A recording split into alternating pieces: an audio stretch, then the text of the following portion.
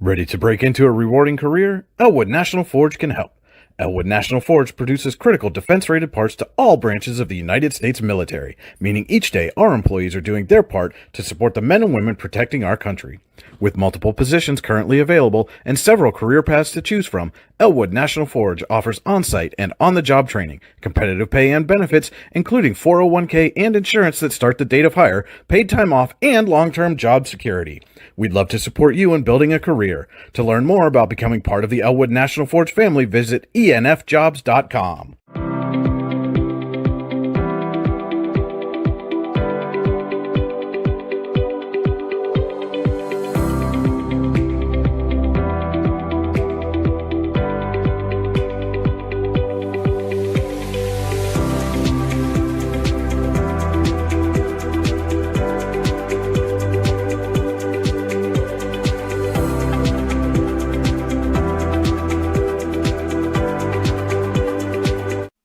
For all your automotive needs, look no further than the Warren Tire Center.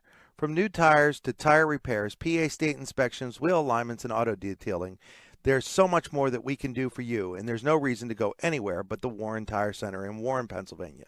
With over 40 years of serving the Warren and surrounding communities, it's always been a great day at the Warren Tire Center. We offer same-day service and walk-ins are welcome. Open Monday through Friday from 7:30 a.m. to 5 p.m., the Warren Tire Center can be reached at 814-723-8050 and on the web at warrentirecenter.com. You've got dreams. Might even be something big. Imagine what you could do with the right solutions. Secured against evolving threats and set up to make the right decisions faster. At Acure, we help protect and grow everything you've worked so hard to build. We are the brightest people using the best of technology. We are an extraordinary advantage for you. We are Acure.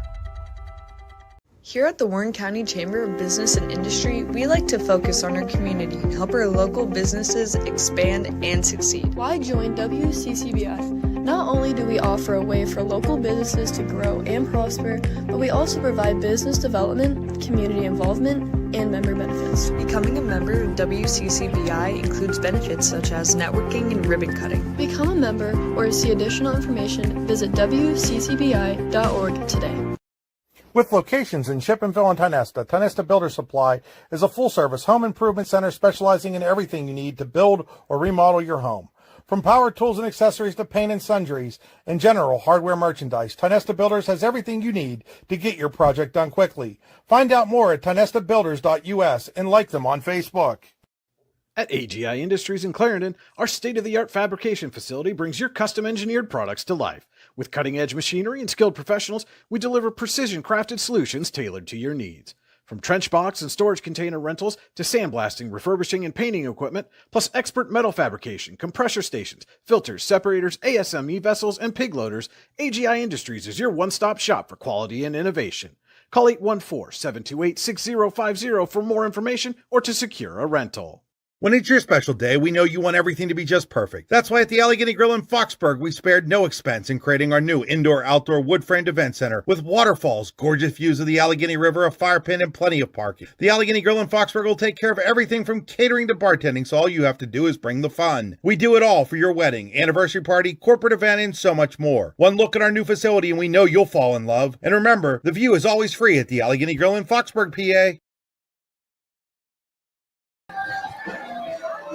The Rockets come in search of their first win of the season, while the Dragons want to send the home fans happy, the home fans home happy for the first time in 3 years. Warren hosts Titusville in a District 10 matchup, next on your daily local, the YDL Sports Network. Providing in-depth audio, video, and written coverage of high school and small college sports across Western Pennsylvania. The YDL Sports Network. If you love sports, this is the place to be. A very pleasant good evening to you, ladies and gentlemen. Welcome to high school football on your daily local on the YDL Sports Network. This is the Casella pregame show. Fans are an essential part of any team. Visit Casella.com to join our team today. Casella, our people, your team. Our game stream tonight is powered by Oil Country Crates. Your products, our protection, oilcountrycrates.com. You're on the Warren Tire Center drive to the game. Warren Tire Center, make sure you get to the game in comfort. Give them a call, 814-723-8050. It's always a great day at Warren Tire Center. Welcome into the AGI Industries Storage Containers broadcast booth. Brian Hagberg, Cody Elms with you on your daily local, the YDL Sports Network. AGI Industries is your one-stop shop for quality and innovation. Call 814-728-6050 for more information or to secure a rental.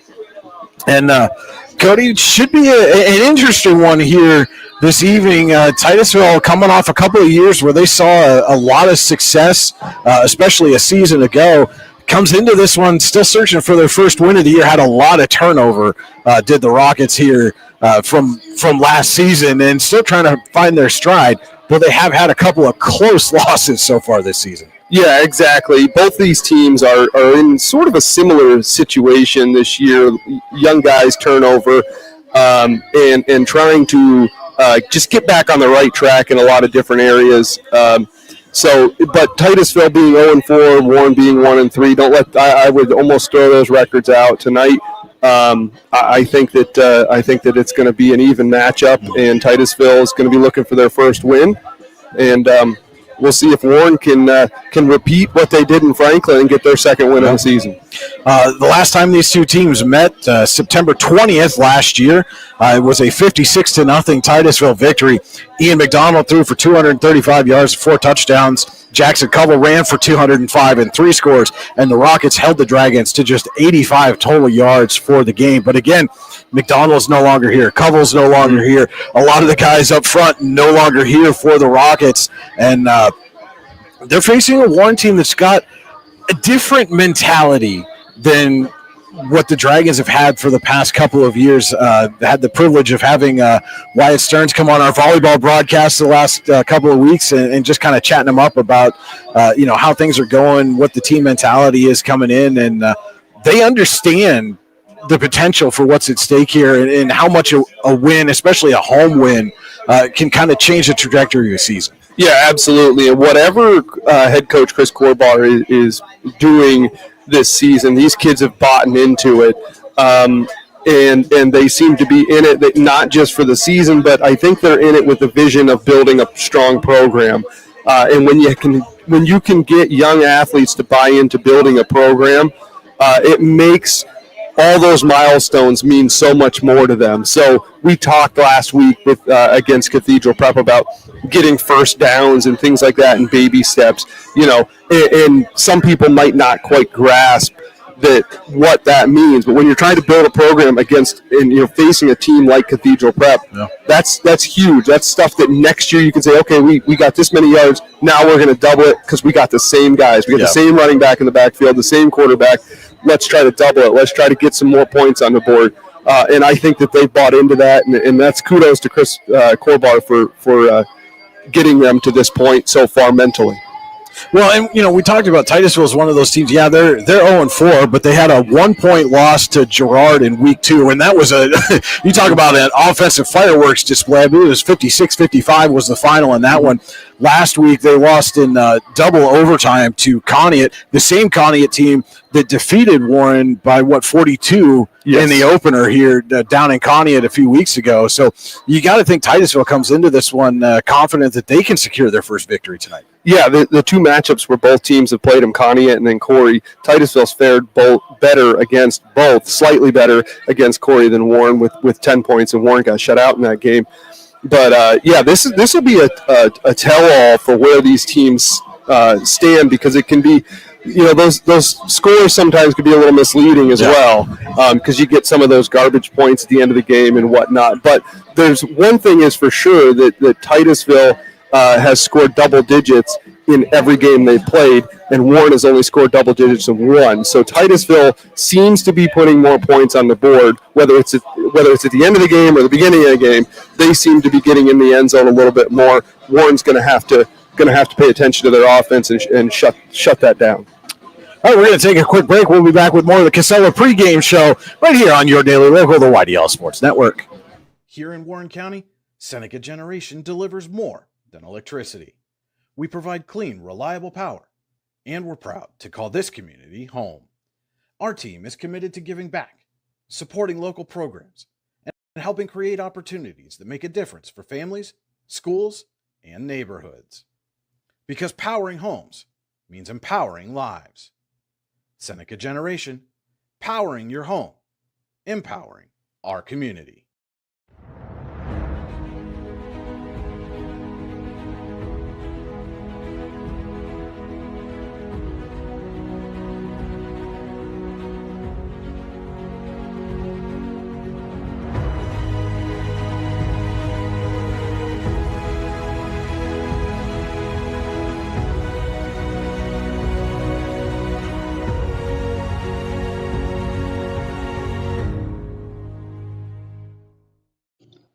Icy Ink Screen Printing and Embroidery offers screen printing and embroidery on apparel as well as on cool gear like backpacks, window decals, and engraved tumblers. We also specialize in team, business, and organization fundraisers. Check out our Icebox stores online at icyinc.com or give us a call at 814-688-0034. Let's meet, drink coffee, and design some cool shirts. Be cool, wear Icy. If you're ready to buy or sell your home, then stop in at 4234 Market Street to let one of the agents at Howard Hanna Professionals help. Our friendly and knowledgeable agents can help you find the key to your dream home. Looking for a new career? Howard Hanna Professionals can help there too. Howard Hanna Professionals will assist new and experienced agents with the startup fees for an exciting career in real estate. Call Katrina Laurie at 814-726-2000 for more information. We think Ross Becker Insurance is a place for you and for your family, for your individuals, for your businesses, because we want to be your insurance advisor. We're local, we're knowledgeable, we have contracts with all different insurance carriers to customize and fit the right insurance program for your needs. We're here, you can come sit down with us, talk to us one-on-one, sit across from the kitchen table, sit across from our desks, and we can give you good insurance advice, how you can save money, where you don't want to save money and skimp out on coverage. And so we're there to help balance that and give you good insurance advice, good risk management advice. So after you have a claim disaster, you can have confidence that your family, your businesses, your cars, your assets are best protected.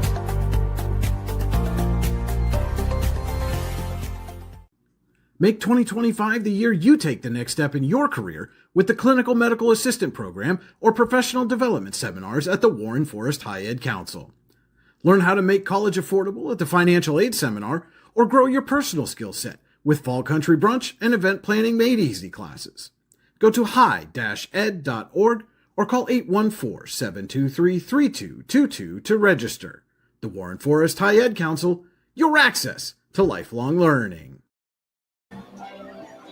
Welcome back to the Casella pregame show. We're just about 15 minutes away from the opening kickoff here as Warren is getting set to host Titusville in a District 10 non-region matchup, Cody. I mean, this is, we kind of go back a ways, but Titusville and Warren, part of the old TCAC. I mean, they still meet almost every year. Yeah. Haven't had that in a long time. Yeah. But Titusville was always one of those teams that you knew it was a league opponent. You knew it was always going to be a big game, and like I said, they meet fairly regularly. I think they've met every year for at least the last 3 years.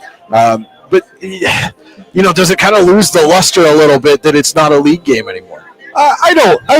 Maybe a little bit as far as. When you're talking playoffs and things like that. But then you get a season like this where you have a 1-3 Warren against an 0-4 Titusville, and what you lose in postseason competition, you're gaining in pride where we're at as a program. And I think both these teams kind of from similar size communities, and so. I maybe it lost a little bit of luster in one direction, but I think it's gained it in the other. And let's face it, well, how good is Warren going to feel if they can walk away from this 2-3, and the team that beat them 54-0 last year, they're able to keep winless. Yeah. Oh, yeah, for sure. There's definitely a lot of pride factor going on with that one. And, we talked about a little bit ago, Titusville having a whole lot of turnover. Gone is quarterback Ian McDonald, gone is quarterback Jackson Covell, or not quarterback, running back. And a lot of other major contributors from that season the Rockets had a year ago. But offensively, they've found some things. I mean, Brody Sellen at quarterback is completing 40 of his 66 passes, almost 500 yards, has 4 touchdowns, but the 6 interceptions. So it's that touchdown to turnover ratio. How do you get that corrected? And Jaden O'Neal's filled in nicely for Covell at running back, 80 carries, 430 yards, and 4 scores so far. And Blake Ross catching the ball, has 15 receptions, 162 yards, and a touchdown. Yeah, they definitely have some talent. They're when a team is so successful offensively, then those kids graduate and there's that turnover. Sometimes that drop off can be like, oh man, what happened? But you got to look at it from a different perspective. Are they still finding success on offense? Maybe that bar was set a little too high by the talent that you had. And I think I get into it a little bit deeper when we get to the players to watch later. But Jaden O'Neal is huge for this offense, and he needs to, and I think he will make a big impact tonight. Well, and one of the things we'll want to keep an eye on is when Warren picked up that win at Franklin a couple of weeks ago, it was the defense really that kind of catapulted them. You mentioned that's the only game so far this season where they scored multiple touchdowns. But, the defense, Franklin marched inside the Dragons 25 5 times in that game. The defense came up with big stops. Last week against Cathedral Prep, didn't quite have the same success. Didn't really expect that to happen. Right. But when you give up multiple 60-yard touchdown plays to an offense like that, you've got to figure out a way to, find some kind of middle ground there where, okay, maybe you give up some yards, but you can't give up those big explosives. Yeah, the classic bend, don't break. Yeah. And last week was a very, very tall task for that defense of the Dragons. I think this is a little bit more manageable of a game, a little more manageable of an offense to try to contain, and you certainly could apply bend, don't break into this situation. Don't bite as hard. Maybe take it a little bit more cautious at the line of scrimmage, and read the play and play your defense. And when you're playing against a team like Cathedral Prep, you're trying to make a big play because if you can force a turnover, that's probably the only way you're going to stop them. So I think we're going to see a much different look from the defense, not necessarily effort-wise. I think they put forth a lot of effort last week, but I think it's just they're going to find more success this week. Well, and on the flip side, Titusville comes in allowing almost 40 points per game so far this season, and if you're the Warren offense, you're looking for a game to maybe kind of find your stride, find your identity. This may be the one where you're able to do that. So far this season, Parker Kaiser, who stepped in, the freshman at quarterback, is 8 of 24 passing for 89 yards, 3 interceptions so far this season. Aiden Corbett's seen some success on the ground, 46 carries, 184 yards, and a touchdown. Aiden Egger, 27 carries, 122 yards, and a score. And we saw late in that game last week against Cathedral Prep, Kaiser taking some shots and trying to air it out. And he did connect on a 30-plus yarder with Chris Orth late in the game that set up the Warren touchdown. Do you expect to see them maybe try to take some of those shots earlier in the game? I do. I certainly do, and I think they need to. You were talking about points. Both these teams, ironically, through 4 weeks, their opponents have scored 159 points. However, the only difference is Titusville scored 95 and Warren scored 19. Yeah. So I think they know they need to put points on the board, and I think the only way to do that is grind, and then take that shot. Yeah. You got to draw that defense in and then take that shot. Kaiser, he throws a beautiful ball, and he's getting more accurate the more playing time he's getting. He's getting more comfortable in the pocket. He's certainly not running for his life all the time or anything like that. A lot of things that you see from a freshman quarterback. Right. He looks very comfortable back there for a freshman quarterback. Yeah. Well, and you mentioned Titusville scored 95 points cumulatively for the season. 55 of those came in that one game against Girard, but but still, again, they found ways to move the ball and punch it into the end zone, which is probably the most important thing. We saw Warren move the ball at times against Conneaut, just couldn't finish drives until the second half of that game. So we'll see what the offense has in store later on this evening. We'll be back with our players to watch and keys to the game. It's high school football on your daily local, the YDL Sports Network. Founded in 1978 and headquartered in Warren, Pennsylvania General Energy has become a leading oil and natural gas producer in the Appalachian Basin. PGE is a proud and growing organization making positive contributions to the region's economy and environment. We are equally proud of our commitment to safety and environmental programs. PGE is a strong, family-oriented company that believes in giving back to the communities in which we live, work, and play. PGE, producing the energy we need, protecting the environment we treasure.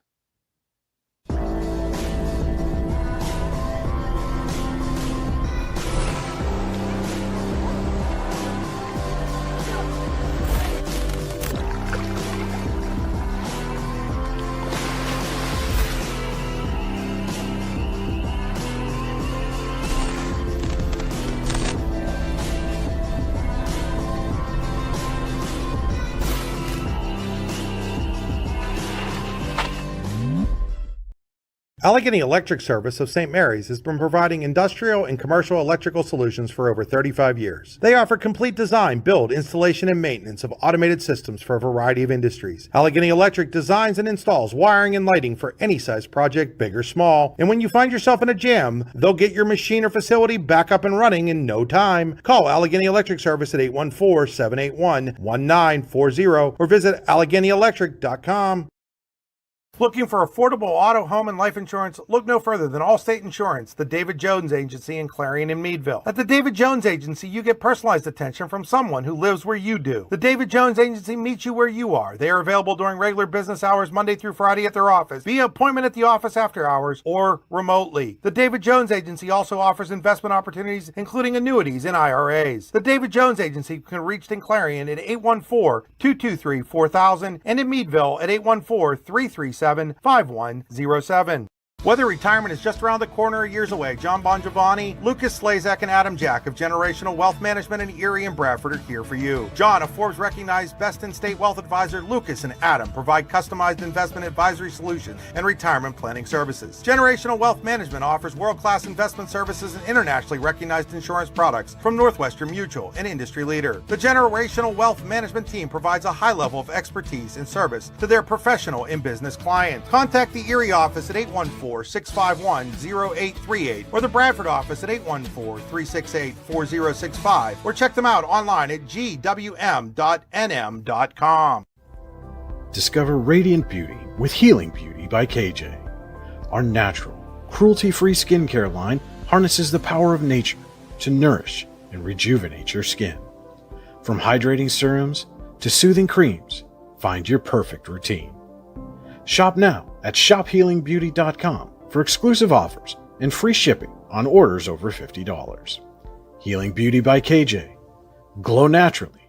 Shine beautifully. Welcome back to the Casella pregame show. Brian Hagberg and Cody Elms with you in the AGI Industries Storage Containers broadcast booth here at War Memorial Field. Just about 6 minutes away from opening kickoff between Warren and Titusville.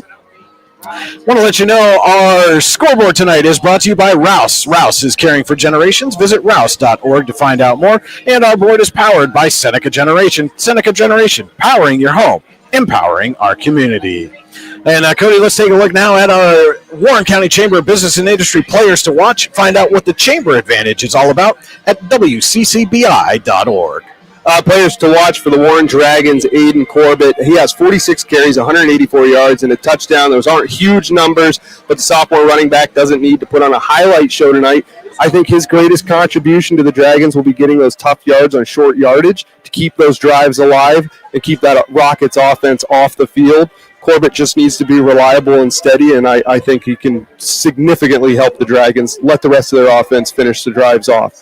On the Titusville side, as mentioned earlier, Jaden O'Neal. He has a combined 501 yards and 5 touchdowns.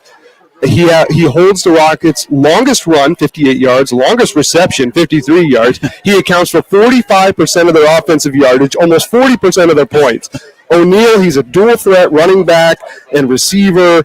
that he can make it a long night for the Dragons if he's able to get going early. All right, those were our WCCBI players to watch. Find out more at WCCBI.org.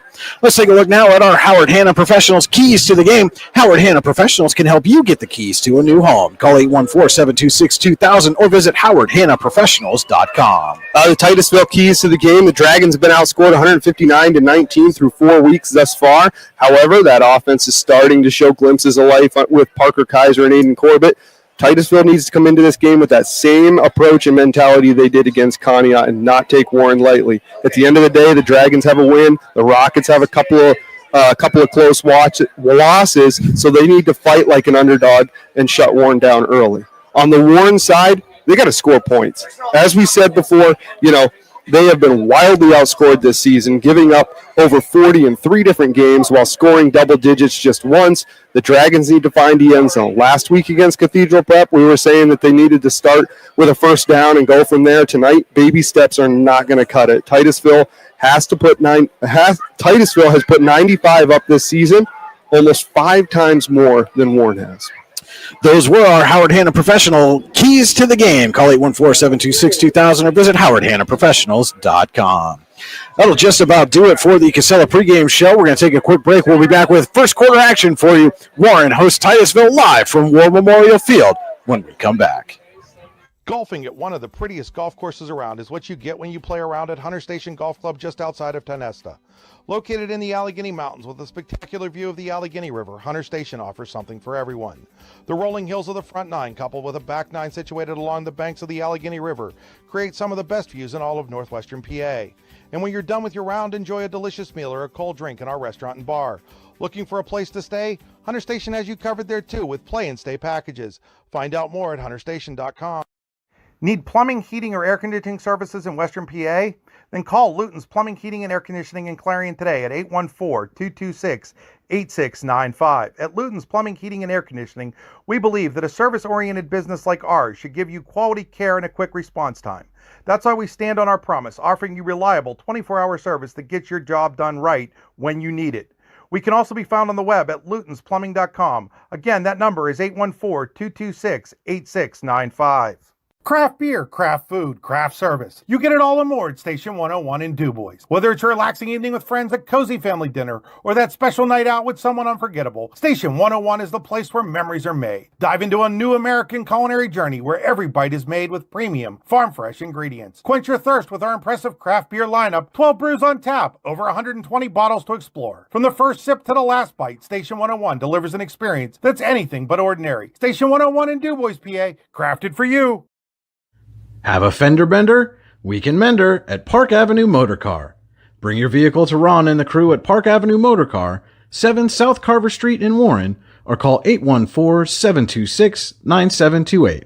Park Avenue Motor Car, proudly serving Warren County for 30 years. Wise Eyes of DuBois and St. Mary's are premier eye care facilities here in our Tri-County area. Their offices and eye care team are dedicated to providing excellence in patient care, eye education, and optical services. Dr. Greg Lineski is a leader in clinical eye care involving eye and vision disorders. Dr. Lineski takes the time to explain the results of your eye exam, describes your options, and listens to your eye care needs. Because maintaining good eye health is an ongoing partnership at Wise Eyes of DuBois and St. Mary's. Are you transporting steel or other unique products? Then you need to check out Oil Country Crates. Oil Country Crates supplies certified wood crates or pallets for shipping steel and other products. Oil Country Crates can ship crates throughout the United States and overseas as well, thanks to their ISPM 15 inspection stamp. Oil Country Crates is dedicated to providing prompt and reliable services to all of its customers while abiding to all shipping regulations. Find out more at oilcountrycrates.com. Oil Country Crates, your products, our protection.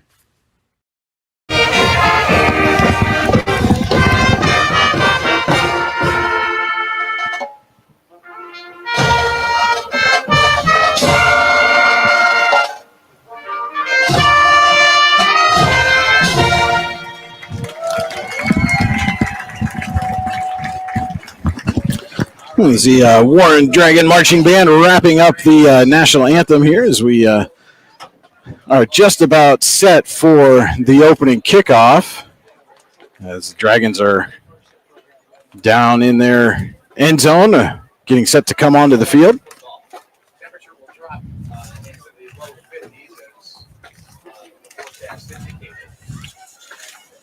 The marching band makes its way off the field before they're over to accompany the Dragons onto the field here. We'll be just about set to get underway.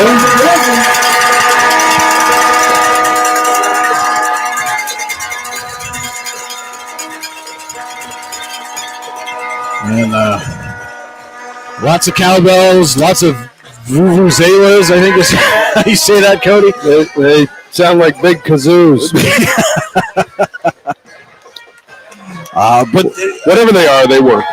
A good home crowd here tonight, and they're excited about the opportunity for this Warren team to pick up its second win of the season. And and you got to be honest with yourself a little bit when you look at Warren's schedule. There are some games that are going to be opportunities for a win, and other games that are opportunities to see where you stand against some of the better teams in District 10. This is one of those opportunities where Warren has probably circled on their schedule. This is an opportunity for us to have a W. So I think the fans know it. I'm sure the coaching staff believes it, and the players believe it. And on the Rockets side, they probably have this game circled as their opportunity to get their first win of the season. Our view of the field tonight is brought to you by Venango County. There's always something to see and do in Venango County, venangocountypas.gov. Captains are at midfield for the ceremonial coin toss. And Titusville will receive the opening kick, so we'll see that Rockets offense on the field to get things started. Well, our first quarter tonight is brought to you by Elwood National Forge. It's never too soon nor too late to set another goal or dream another dream. If now is the time for you, Elwood National Forge can help. With multiple positions currently available and several career paths to choose from, Elwood National Forge offers on-site and on-the-job training, competitive pay and benefits, including a 401k and insurance to start the date of hire, paid time off, and long-term job security. To learn more about becoming part of the Elwood National Forge family, visit enfjobs.com. Tonight's game is also being brought to you in part by the Lander Hope Clinic, medical care for your whole family. Call 814-593-0011 or visit landerhopeclinic.com to request an appointment. And something out of the gate here, Cody, looking down on the sidelines, it looks like Tage Wyman is not dressed here this evening, so that's going to be a loss in the kicking game that handles a lot of the kicking and punting duties for the Dragons. So now it'll be Charlie Blum kicking off. And it might be, Charlie Blum getting some of those passes that Wyman gets, the looks that he gets. And it's taken at the 4 and brought out to the 30-yard line. That was number 7, Alex Hartshorn on the return for Titusville. And the Rockets will start at their own 30. But there's, hold on, maybe there's a flag down on the field. And it is a hold against Titusville. So, no, they will not start on their own 30.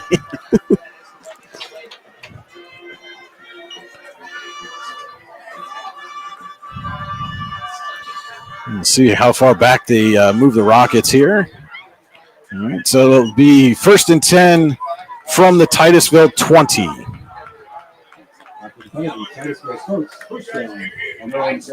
This is Brody Sellen in the gun. Empty set to start this one. He's got O'Neal in the slot, sends Adam Reynolds in motion. And now O'Neal goes at the same time, and a flag's down as they are both in motion at the same time. And not a great start to this one if you're Titusville. No, not at all. You've already lost 15 yards before you've taken a snap.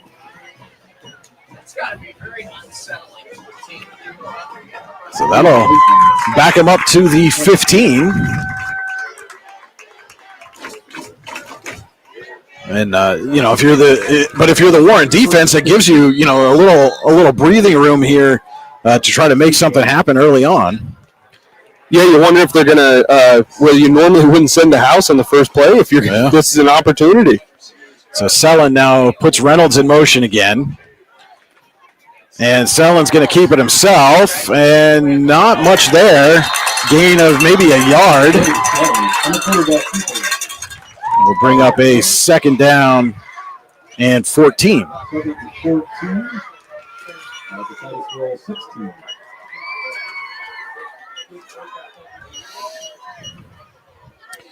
And now Sellen sends O'Neill to the far side, has Reynolds and Michael Culpepper split out to the near side.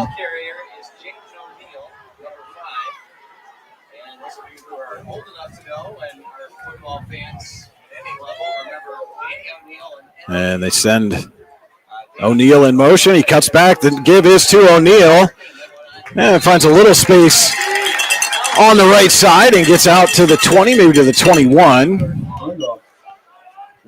So O'Neill gets back to the original line of scrimmage. Well, the post-penalty original line of scrimmage, and then a yard. So it's a Luton's Plumbing, Heating, and Air Conditioning third down and 9 for the Rockets.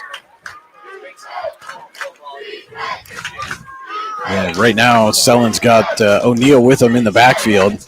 Reynolds and Culpepper split to the near side. And Sellen looking to throw. Has some time. He's got a man wide open at the 40 is Reynolds. And Reynolds out to the 49-yard line. 29-yard pickup before Blum brings Reynolds down. And that's kind of what we were talking about in the pregame, Cody, is got to stop those explosives. Yeah, and Titusville likely scouted that as well, that they're able to, maybe pick on the secondary a little bit. Rockets up to the line quickly. That's a Tionesta Builder Supply first down for the Rockets. Out near midfield at their own 49. O'Neill currently the sidecar to Sellen's left. And the give is to O'Neill off the right side. He's got a lot of space. O'Neill has a first down. The ball comes out late, but I think it went out of bounds. And that's looks like where they're spotting it is still enough for a Tionesta Builder Supply first down. This drive being built by Tionesta Builder Supply with locations at Tionesta, Shippensville, online TionestaBuilders.us. So the Rockets now into Warren territory at the Dragons 40.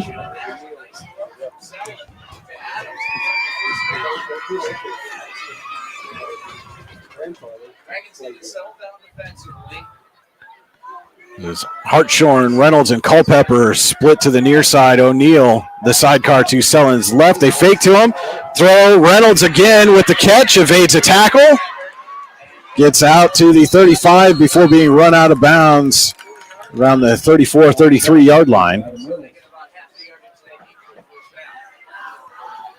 Call it a pickup of 6. Makes it 2nd and 4.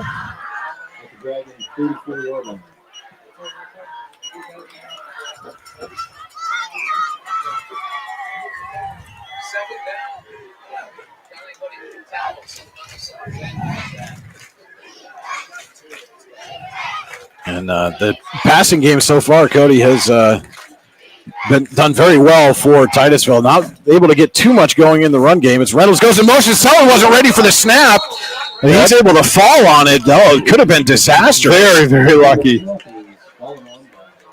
8:45 left, Elwood National Forge first quarter, and that's a waste of a down there for Titusville, and a loss of 4 yards makes it 3rd down and 8 at the Warren 38. Rockets need to get to the 30. Though I would imagine this is 4-down territory. Yeah, that's what I was just about to say, Brian. We've been doing this too long, man. I think so. So O'Neill in the backfield with Sellen. 3 receivers split to the far side. And Sellen gives to O'Neill, and O'Neill's got some space. He's going to be just shy of the first down. O'Neill pushing over his own offensive lineman to get an extra yard on that. So it's going to be 4th and a yard here, and a big 4th down early in the Elwood National Forge first quarter, just under 8 minutes to go. as Titusville is marching. And, if this were the NFL, certain team. Sorry. Oh, boy. And Sellen gives to O'Neal. He's hitting the backfield. I don't know that he got it. He looks short. He is short based on the mark. What a stop by the Warren defense. And I believe that was Wyatt Stearns and Alex Wilkins in on the stop for the Dragons. Huge turnover on downs early in this one. Should have went with that tush push. See?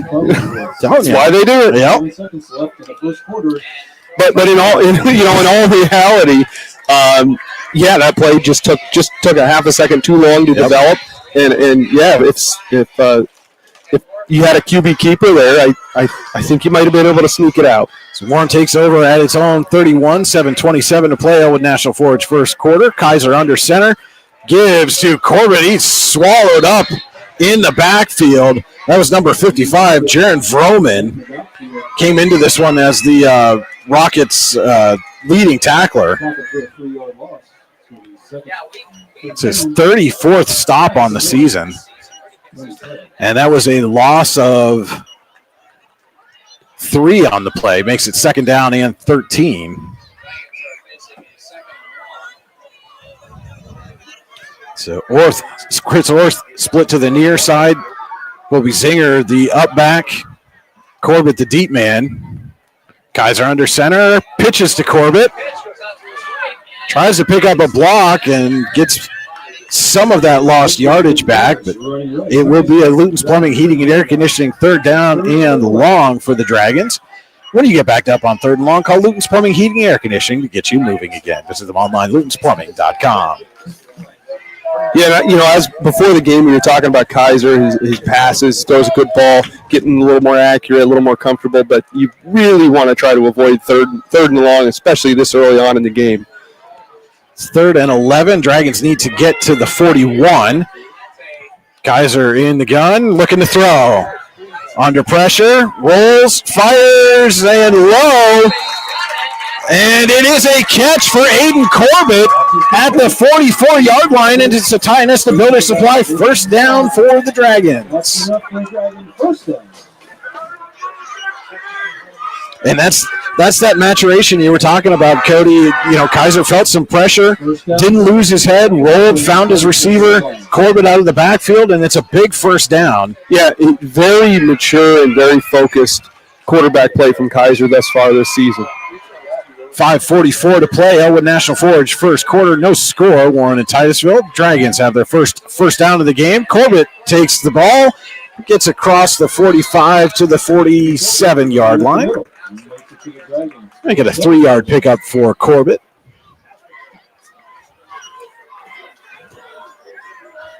We'll bring up a second down and 7. And these are the carries that Corbett just needs to have 2-3 yards, get it to 3rd and short, and then let Kaiser make a play, or at least gives you options where the defense can't commit to one play or the other. And pitch to Corbett, off right side, that's Aiden Egger, and a flag comes in late at the end of the play, and its initial indication is it's against Warren.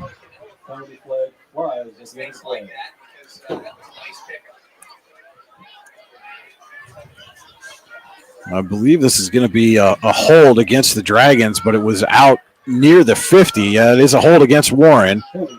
So you're going to replay second down.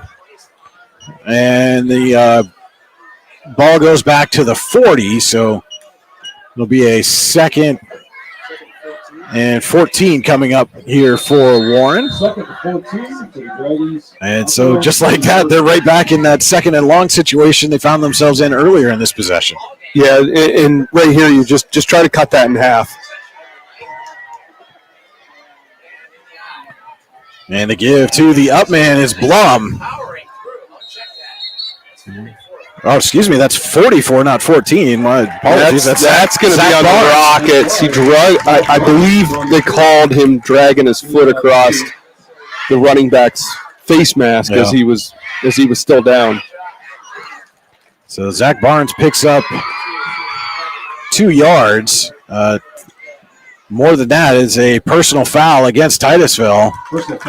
And that's going to give Warren a Tionesta Builder Supply first down.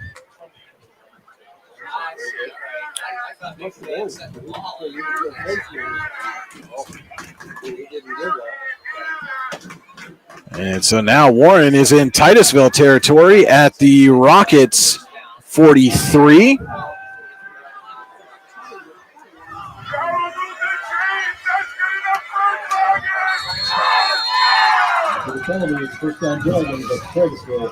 So it's Barnes and Egger in the backfield now. Kaiser under center.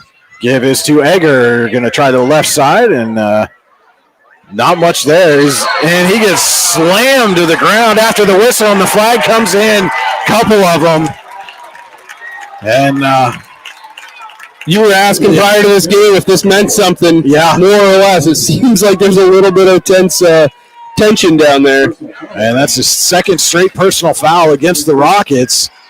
And suddenly now Warren is going to be in striking distance.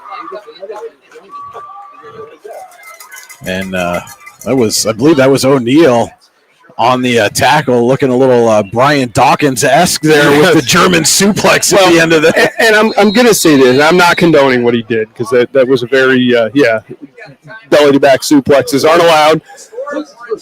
But I'm surprised that play went on as long as it did. Yeah. It seemed like everybody was kind of anticipating an early whistle.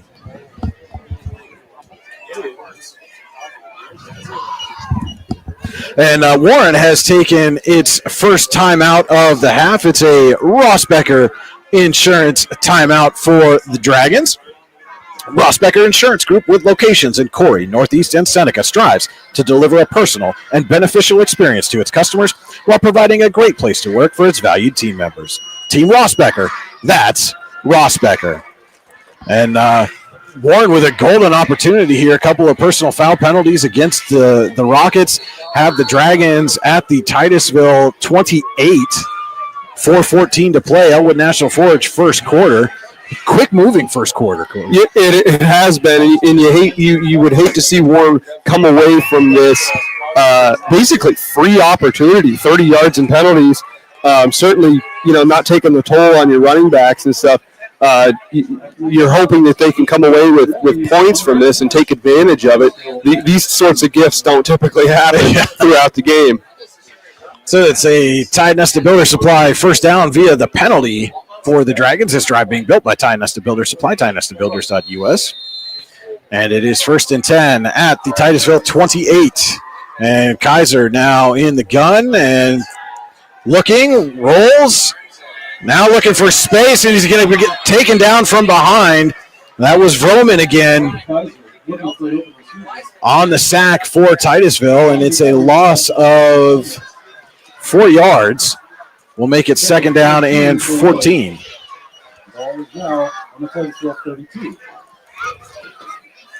And, and again, this is kind of signs of a young team still trying to find its identity. You get a couple of positive steps forward, you take a negative step backwards. Yeah, and that's all part of the growth process. Parker Kaiser was trying to, buy some time to find his open man, but forgot about his backside. Yeah.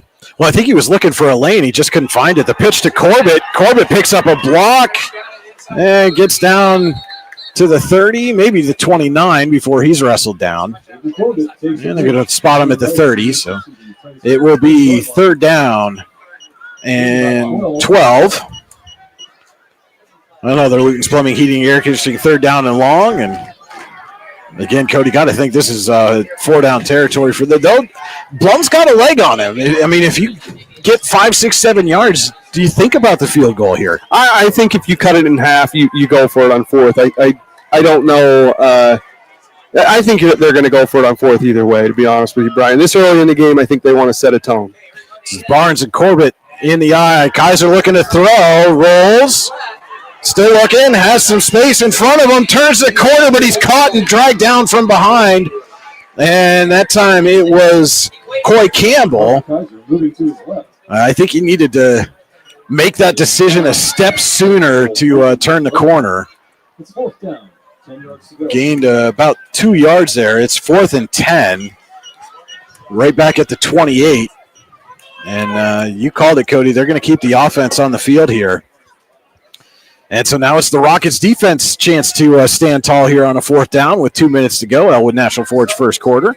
Yeah, because in actuality, you know, are you convinced that your punter is going to kick it to the one and it's going to go out? You're going to put them deep. They're probably going to be right back where you're at, anyways. So Tommaso Clemente ran on late. They pitched to Corbett.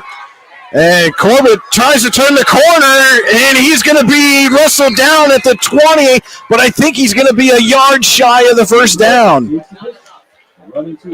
He needed to get to the 19 and only made it to the 20.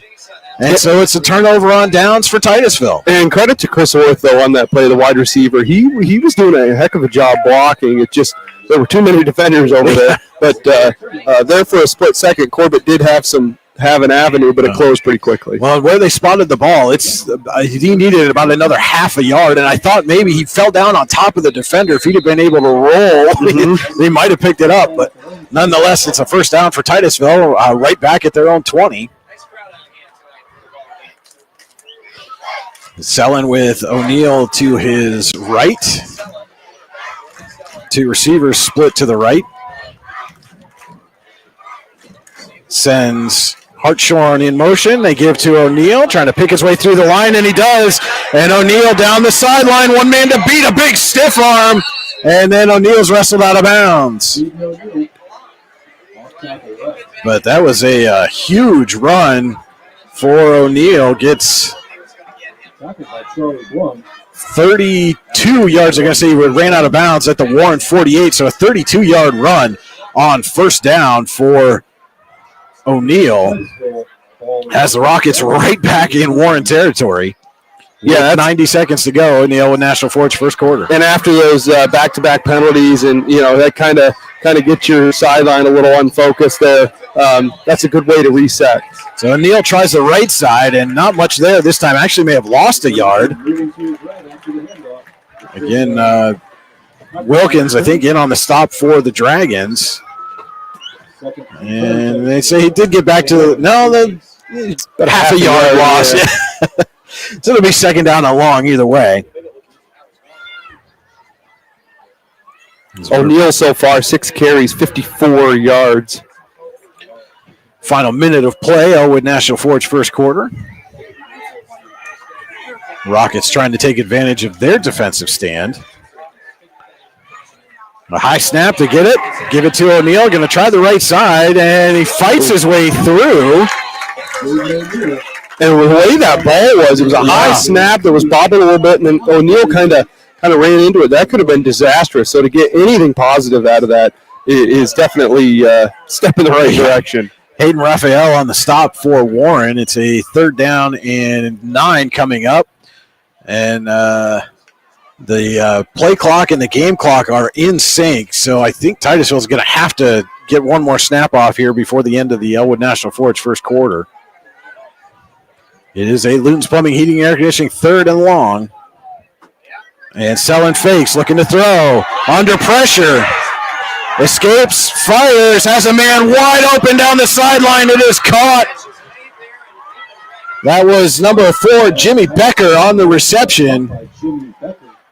Down to the Warren 22. And that is the end of the Elwood National Forge first quarter. Through 12 minutes of play, no score. Warren and Titusville's high school football on your daily local, the YDL Sports Network. Ready to break into a rewarding career? Elwood National Forge can help. Elwood National Forge produces critical defense-rated parts to all branches of the United States military, meaning each day our employees are doing their part to support the men and women protecting our country. With multiple positions currently available and several career paths to choose from, Elwood National Forge offers on-site and on-the-job training, competitive pay and benefits, including 401k and insurance that start the date of hire, paid time off, and long-term job security. We'd love to support you in building a career. To learn more about becoming part of the Elwood National Forge family, visit enfjobs.com. When it's your special day, we know you want everything to be just perfect. That's why at the Allegheny Grill in Foxburg, we spared no expense in creating our new indoor-outdoor wood-framed event center with waterfalls, gorgeous views of the Allegheny River, a fire pit, and plenty of parking. The Allegheny Grill in Foxburg will take care of everything from catering to bartending, so all you have to do is bring the fun. We do it all for your wedding, anniversary party, corporate event, and so much more. One look at our new facility and we know you'll fall in love. And remember, the view is always free at the Allegheny Grill in Foxburg, PA.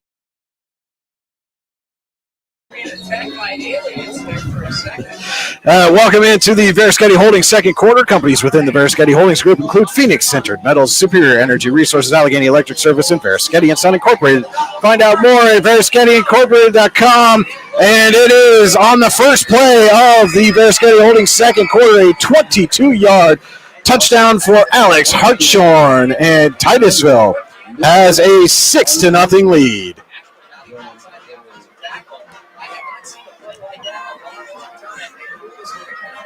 Oh, no, excuse me.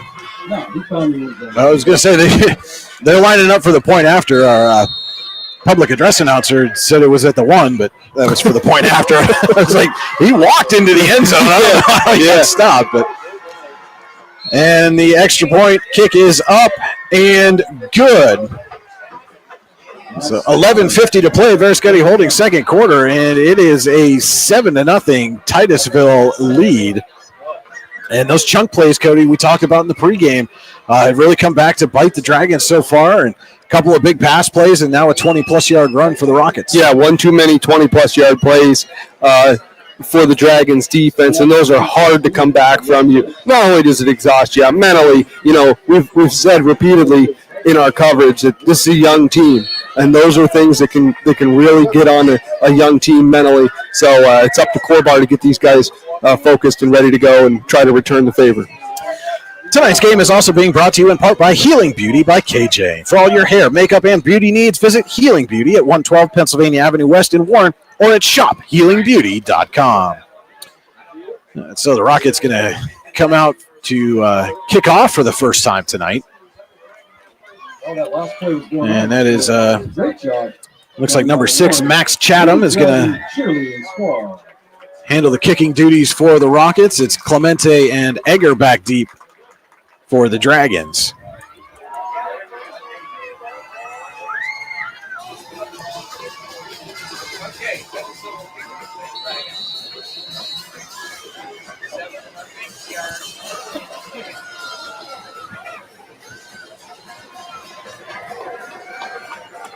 Chatham does kick it deep, and it is going to bounce, and then Clemente's going to pick it up around the 7, and it's swarmed by Rockets, reverses field, and then Clemente is spun down at the 30. I'll be honest, Brian, I didn't have a lot of faith in where that was going to go, but Tommaso Clemente able to turn that into a pretty decent return for where he picked that ball up. So the Dragons start at their own 30, trailing 7-0, 11:40 to play. Veriskety Holdings second quarter. And want to let those of you know that are watching us on Facebook, if you're looking for the Eisenhower-Cochranton game, that game is available on Your Daily Local YDL Sports Network YouTube channel. So head over to YouTube. You'll be able to see that game from Cochranton. Alan Siebert and Lou Vizza on the call down there. Kaiser under center. And Kaiser keeps, runs the option, pitches, and Corbett gets maybe a yard there. His helmet pops off. Yeah, the Rockets weren't fooled by that at all. No. And Corbett's going to have to take a seat for a play because his helmet popped off. Running left, we go back to the line of scrimmage. 2nd and 10, Dragons. At the 30-yard line. 2nd down and 10 for the Dragons.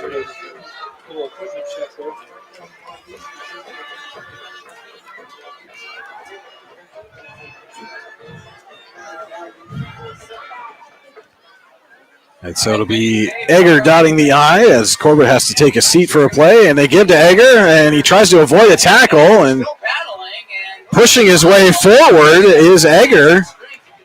And what looked like a play that was going to gain nothing ends up picking up about 3 yards. Yeah, all these running backs for the Dragons, there's one thing about them is they're all scrappy. None of them give up. They all fight for that extra half a yard. 3rd and 7 coming up here for Warren, looking to answer the Titusville touchdown.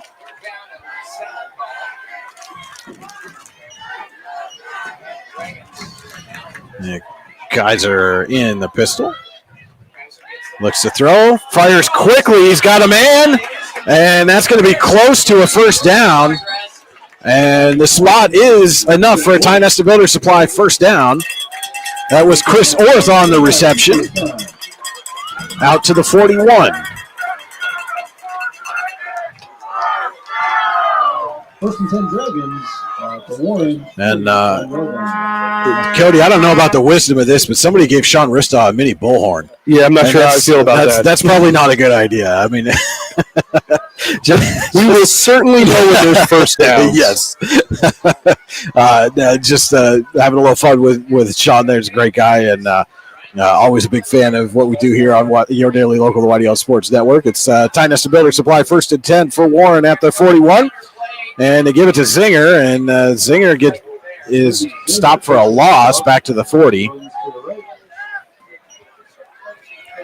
And, much like Titusville, Cody, the Warren run game is not doing much for the Dragons, but they've been able to pick up some yards through the air. You think maybe at some point they start to say, hey, let's go back and toss this thing around the yard and see what happens. Yeah, I think it's worth a shot, seeing if you can pick on the secondary a little bit, try to get some sort of rhythm going, because if Titusville is able to continue getting those big chunks, you don't want to start passing like that and trying to build a rhythm when you're down by 2 or 3 scores. So Kaiser in the pistol. It's Clemente and Orth split to the near side. They send Clemente in motion. Low snap, and they give. And a cutback there by Egger. Nice run by Aiden Egger, close to midfield. Yeah, that was pure vision right there. He saw an opportunity and went back and took it. Moves it up to the Warren 48, makes this a 3rd and manageable. Be 3rd and 3 here. And again, you're near midfield here, Cody. You get any kind of positive yardage here, I think you go for this one.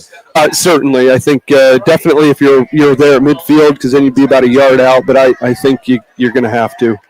It's Clemente and Orth split near side. They give to Egger right up the middle. He pokes his way through, and they don't have to worry about 4th down because he's got the Tionesta Builder Supply first down into Titusville territory at the Rockets 45. 45 for a first down.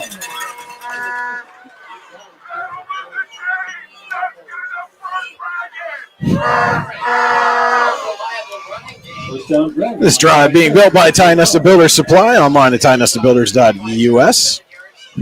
7:45 to play. Verischetti holding second quarter. Titusville leading Warren 7-0. Dragons in Titusville territory for the second time tonight. And they give to the up back, Zinger, and he pushes the pile forward. And picks up about 3 there. Gains 3. It's going to be 2nd and 7. Titusville 43. We'll make it a 2nd down and 7 at the Titusville 43. And the Dragons are trying to keep fresh backs back there. They're having to fight for literally every yard. Yeah. And 4 different running backs have gotten carries thus far this game, not counting Parker Kaiser taking it himself. Orth, Clemente split near side. I believe that's Corbett in the sidecar to Kaiser's right. They send Clemente in motion again. Toss to Clemente. Big round, and he's going to get stuffed for a big loss. He took a wide turn after getting that pitch, and I think that was O'Neal on him again. And he gets stopped at the Titusville 48. So a loss of about 5 there. Makes a 3rd and 13. And when you get backed up on 3rd and long, call Luton's Plumbing, Heating, and Air Conditioning and get you moving again. Visit them online, lutonsplumbing.com.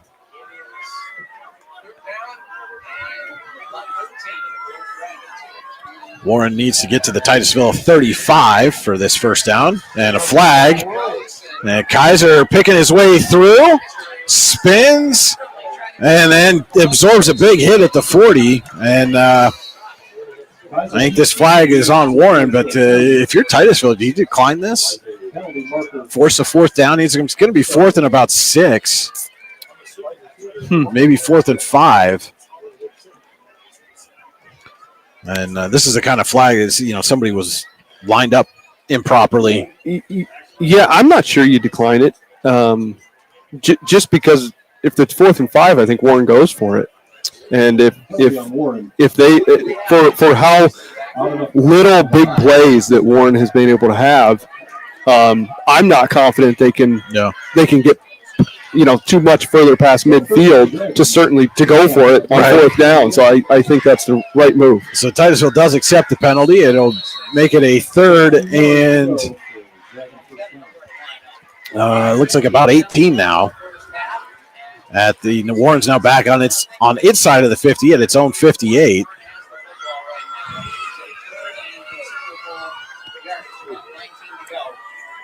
So Kaiser in the gun again. He's looking to throw. Fires down the field, and it's intercepted.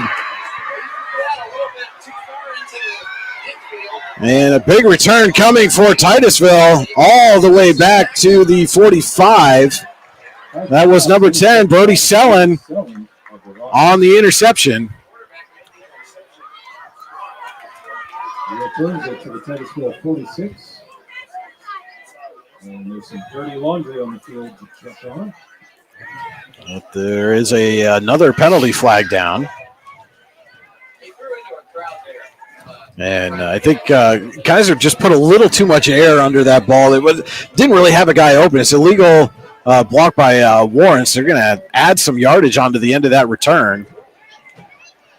Yeah, it was almost, it felt almost, watching that play develop, it almost felt like Kaiser had made up his decision on where he was throwing that ball before he threw it, regardless of the coverage. And so that's going to set the Rockets up at the Warren 44. Already with a 7-0 lead. 7-0 lead, 5:17 to play. Verischetti holding second quarter. 5 minutes and 17 seconds left on the clock in the first half. Sellen sends Hartshore in motion, swings it out to him, and he's hit and stopped. Good read there. But that was Chris Orth again on the stop for Warren. He's had a couple of big stops here tonight defensively. Loss of a yard on the play. So it's 2nd and 11 now from the Warren 45. Rockets trying to capitalize on the interception. Brody Sellen sends Reynolds and Culpepper to the near side. Has O'Neal his sidecar. And they fake, and they give on the end around to Hartshore. And he's stopped at the 39. Moving to his right. Tackled by the Dragons after making it to the 39-yard line. And that was that little counter reverse that they ran for the touchdown. And looked like Warren kind of learned his lesson on that one. Made it a 3rd and manageable, but certainly didn't let him break off another 20-yard run. And those are those positive growth things that we talk about with a young team, is not repeating mistakes. Someone looking to throw. He's got a man. It's caught and hit immediately. That was number 13, Patrick Ross, on the stop. And I think that was Culpepper on the reception there. Brings up a 4th down and looks like about 4. And no hesitation from the Rockets. They are going for this one. And wouldn't be surprised to see Sullen try a hard count here, see if he can't get the defense to jump. Sends Reynolds in motion. And again, there's that counter to the end around. Hartshorn reaching. It's going to depend on the spot. He's close. The marker got knocked down. Yeah, so it's hard to tell. So we can't tell, but right now it looks like it's short. Warren is celebrating like it's another turnover on downs. And it is. The Dragon defense for the second time tonight makes a fourth down stop.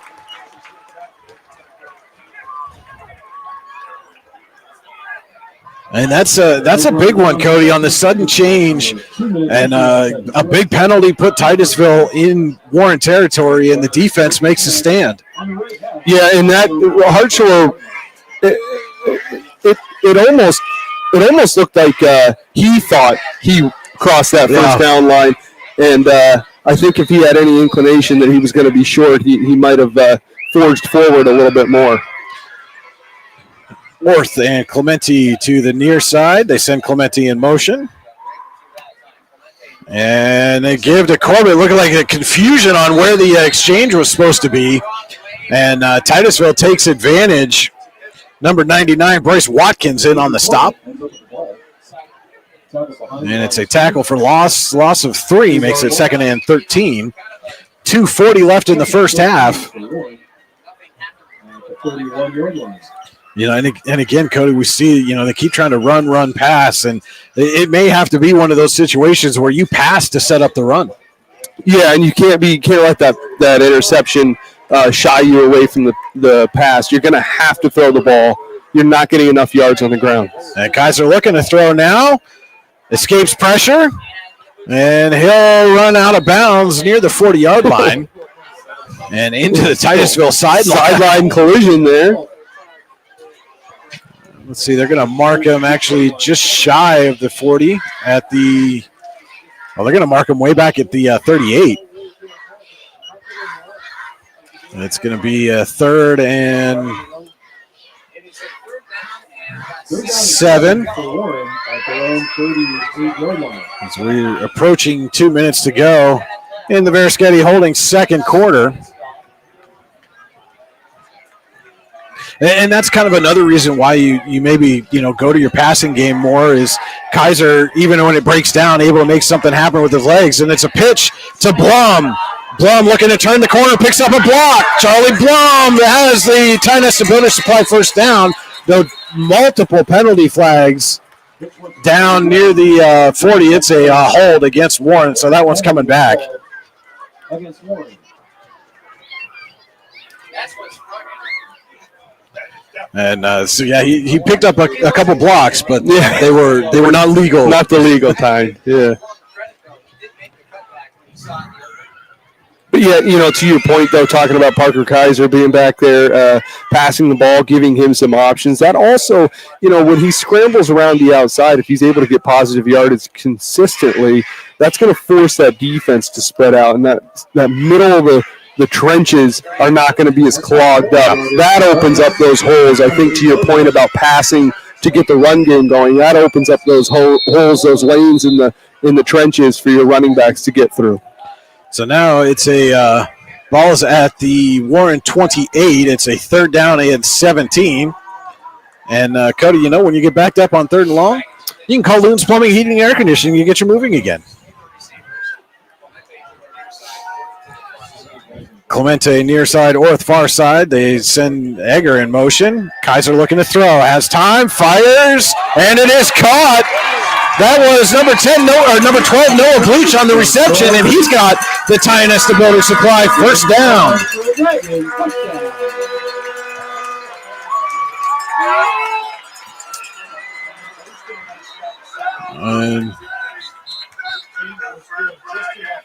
And Warren is going to take its second Rossbecker Insurance timeout of the first half.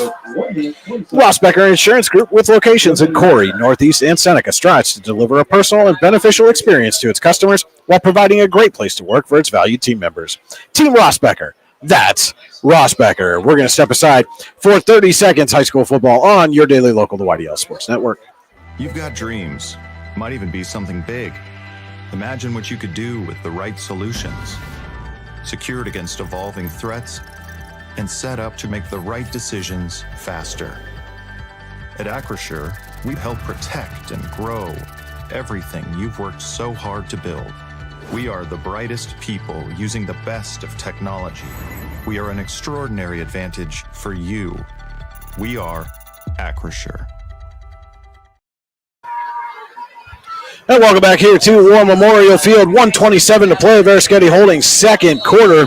Warren just converted a 3rd and 17. Has a Tionesta Builder Supply first down at its own 48. Trying to knot this thing up before the half. The Dragons will get the ball to start the second half. And Kaiser pitches to Corbett. And Corbett runs out of bounds just across midfield. And I think Corbett was looking almost as much to stop the clock there as pick up yards.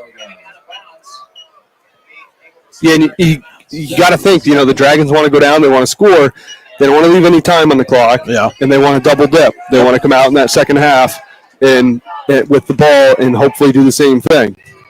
2nd down and 7. Warren in Titusville territory at the Rockets 49. Clemente to the near side. And they send Egger in motion. Kaiser looks to throw. Steps up, and he's going to get hit and dropped for a sack. And that is number 68, Coleman Knapp, on the sack. And Titusville takes its first Rossbecker Insurance timeout of the half. We're going to step aside with them. It's high school football on your daily local, the YDL Sports Network. Excellence, teamwork, responsibility. Those are the foundations on which Phoenix Sintered Metals in Brockway is built. Phoenix is a Veriskety family-owned powder metal manufacturer committed to being an industry leader through excellence, innovation, and continuous improvement. Phoenix emphasizes employee teamwork as well as responsibility to the community. Like any team striving to be the best it can be, it knows that hard work and perseverance pay off.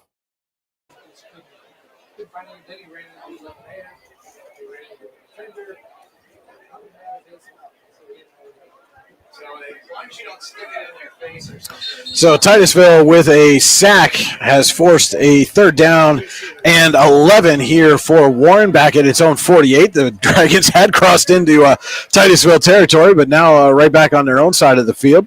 And it's another Luton's Plumbing, Heating, Air Conditioning 3rd down and long. Yeah, you can't take baby steps forward and big steps backwards. You just can't. And that's one area that Kaiser's going to have to work on is he's got to commit. He's either throwing the ball or he's running the ball. Hesitation will get you sacked. 1:10 left to play. Veriskety holding second quarter. Kaiser looking to throw.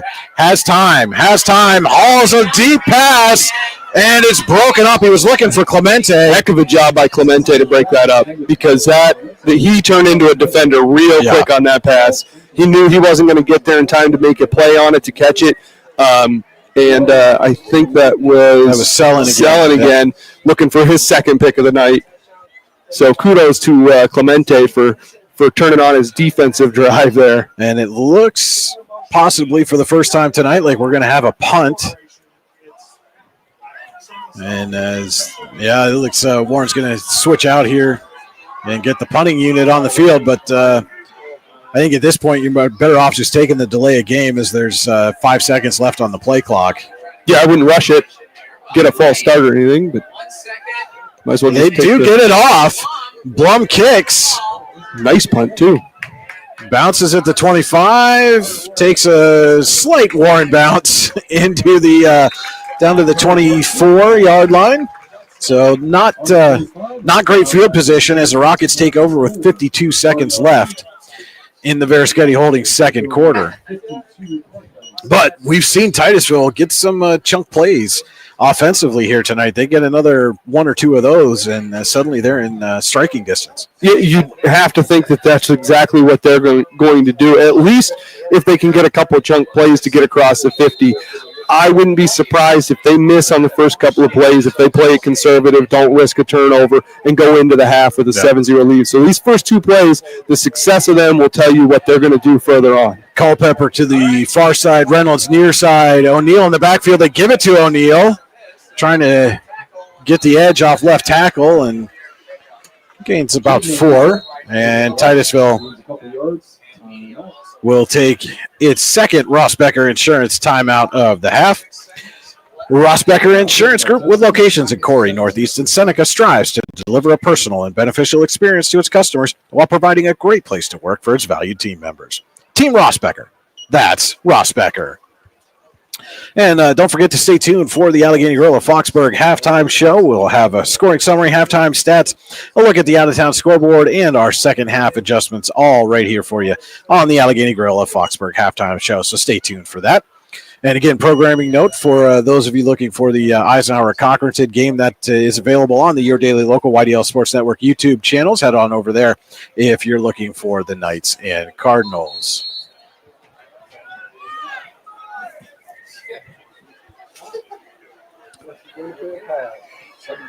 So it is 2nd down and 7 coming up for the Rockets. 45 seconds to play in the first half.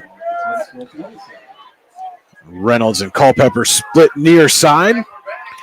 And Selland looking to throw. Fires down the sideline for Culpepper. He had a hand on it but couldn't quite haul it in. Would have been a spectacular one-handed grab for Michael Culpepper, but he just couldn't haul it in.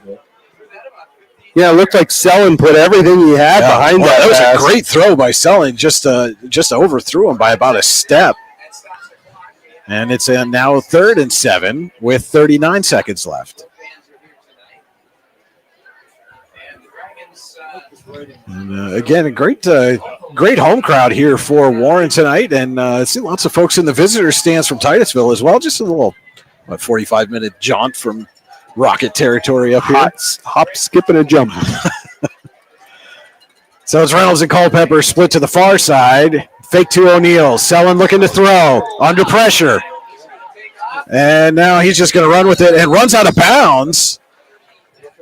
So it's going to be 4th down. And with the clock stopped, Titusville's going to have to punt here. Unless they go for it. Oh, well, yeah, or good. Well, it'd be pretty gutsy. Yeah, it would. It's 4th and 4. 4th down and 4 for the Rockets. But opportunity here for the Dragon punt return team. It's going to be, looks like Clemente back to receive the kick. And we've seen what Clemente can do in special teams. He certainly has a knack for it. And they got Warren to jump. Hard count, and it's a Tionesta Builder Supply 1st down for Titusville. That was Alex Wilkins on the defensive line, came across.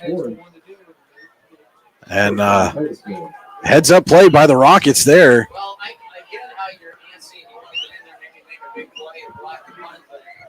And, Cody, again, is that just a sign of a young team that's still kind of figuring out how to really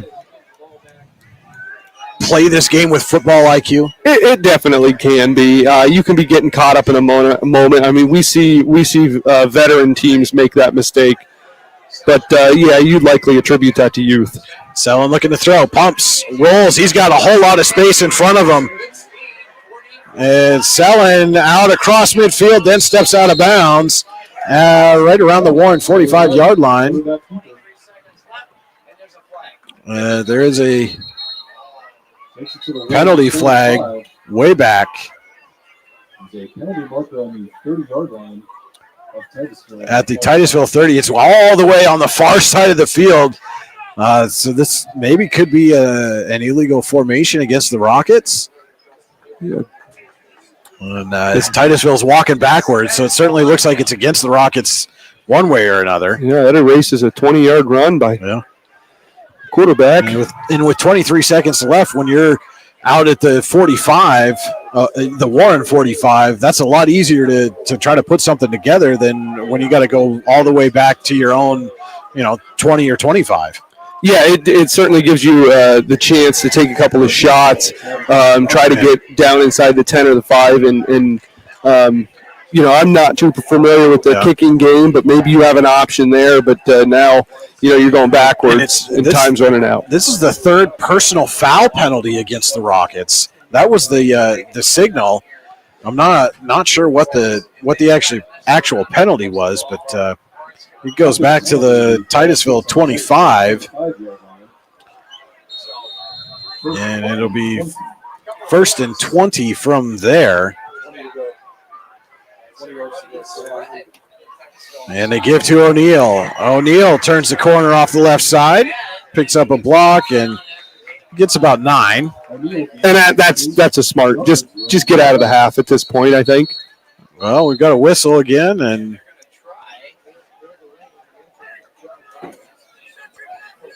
and Titusville's going to call its final timeout of the half. We'll step aside for 30 seconds for this Titusville timeout.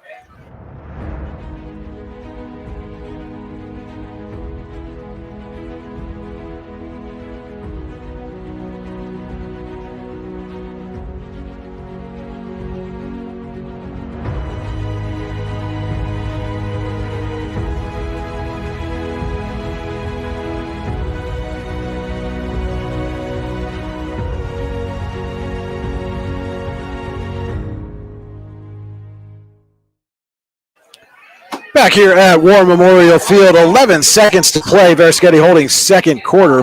Titusville with a second down and 11 leads Warren 7-0.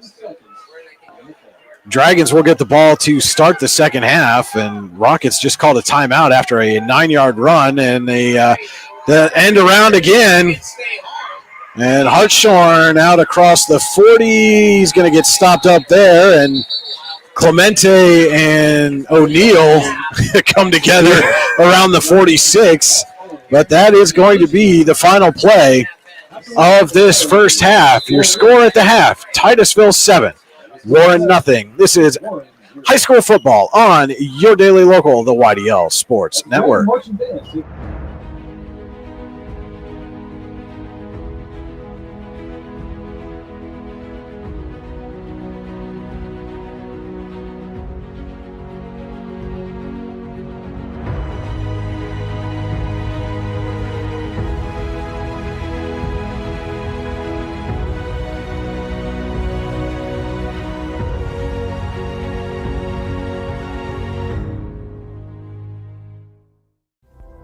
Discover radiant beauty with Healing Beauty by KJ. Our natural, cruelty-free skincare line harnesses the power of nature to nourish and rejuvenate your skin. From hydrating serums to soothing creams, find your perfect routine. Shop now at shophealingbeauty.com for exclusive offers and free shipping on orders over $50. Healing Beauty by KJ. Glow naturally. Shine beautifully. Icy Ink Screen Printing and Embroidery offers screen printing and embroidery on apparel as well as on cool gear like backpacks, window decals, and engraved tumblers. We also specialize in team, business, and organization fundraisers. Check out our Icebox stores online at icyinc.com or give us a call at 814-688-0034. Let's meet, drink coffee, and design some cool shirts. Be cool, wear Icy.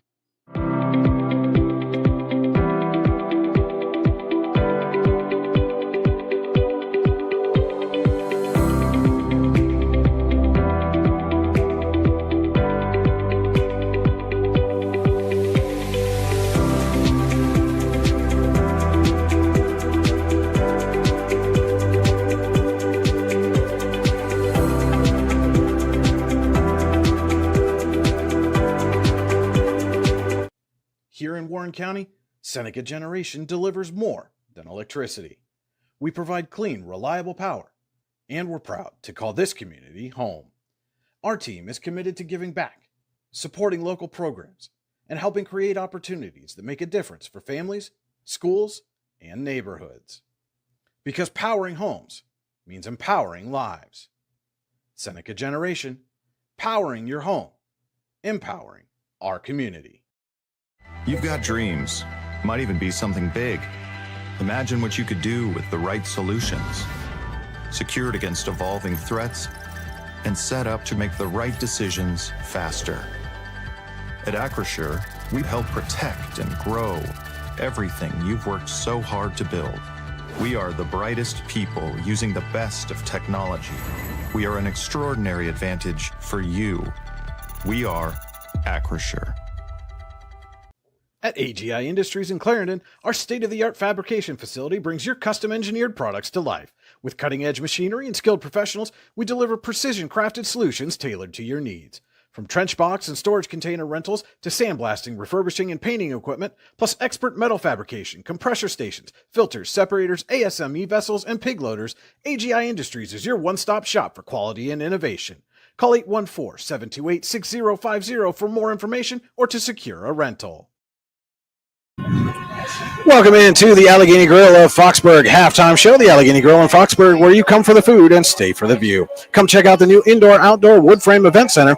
The Allegheny Grill was recently voted the #1 waterfront restaurant in Pennsylvania. Find out why at AlleghenyGrill.com.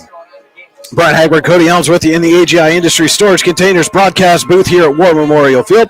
AGI Industries is your one-stop shop for quality and innovation. Call 814-728-6050 for more information or to secure a rental. Our score at the half, Titusville 7, Warren nothing. Let's take a look now at the Hunter Station Golf Club scoring summary. You can score a great round of golf at Hunter Station Golf Club just outside of Tionesta. Online, hunterstation.com. Thank you, Brian. A pretty quick scoring summary tonight with a 7-0 score on a drive that started on their own 20. Titusville was able to go 80 yards down the field. They were 1st and 10 at the Dragons' 22-yard line when Alex Hartshorn pretty much walked in for the first points and the only points of the night. They got the point after, up 7-0. That was in the second quarter at 11:50, and we haven't seen any points since. First play of the second quarter, that was. Yes. And that's our Hunter Station Golf Club scoring summary, hunterstation.com. And now let's take a look at the Warren Forest High Ed Council halftime stats. The Warren Forest High Ed Council has been serving Warren and Forest counties for more than 40 years. Visit high-ed.com. Warren Forest High Ed Council, your access to lifelong learning. Warren, as a team, has ran 25 offensive plays, have 73 yards, or averaging about 2.9 yards per play, 33 yards in the air, 20 carries, and 30 yards on the ground. Unfortunately, Warren has 40 yards in penalties as well, so that's not typically a good sign when you're creeping up on your offensive yardage with your penalty yardage. Individually, Aiden Corbett with 8 carries, 14 yards, and Aiden Egger with 4 carries and 17 yards. Kaiser again, he's got 43 yards in the air. He's 3 for 5. Does have that one interception.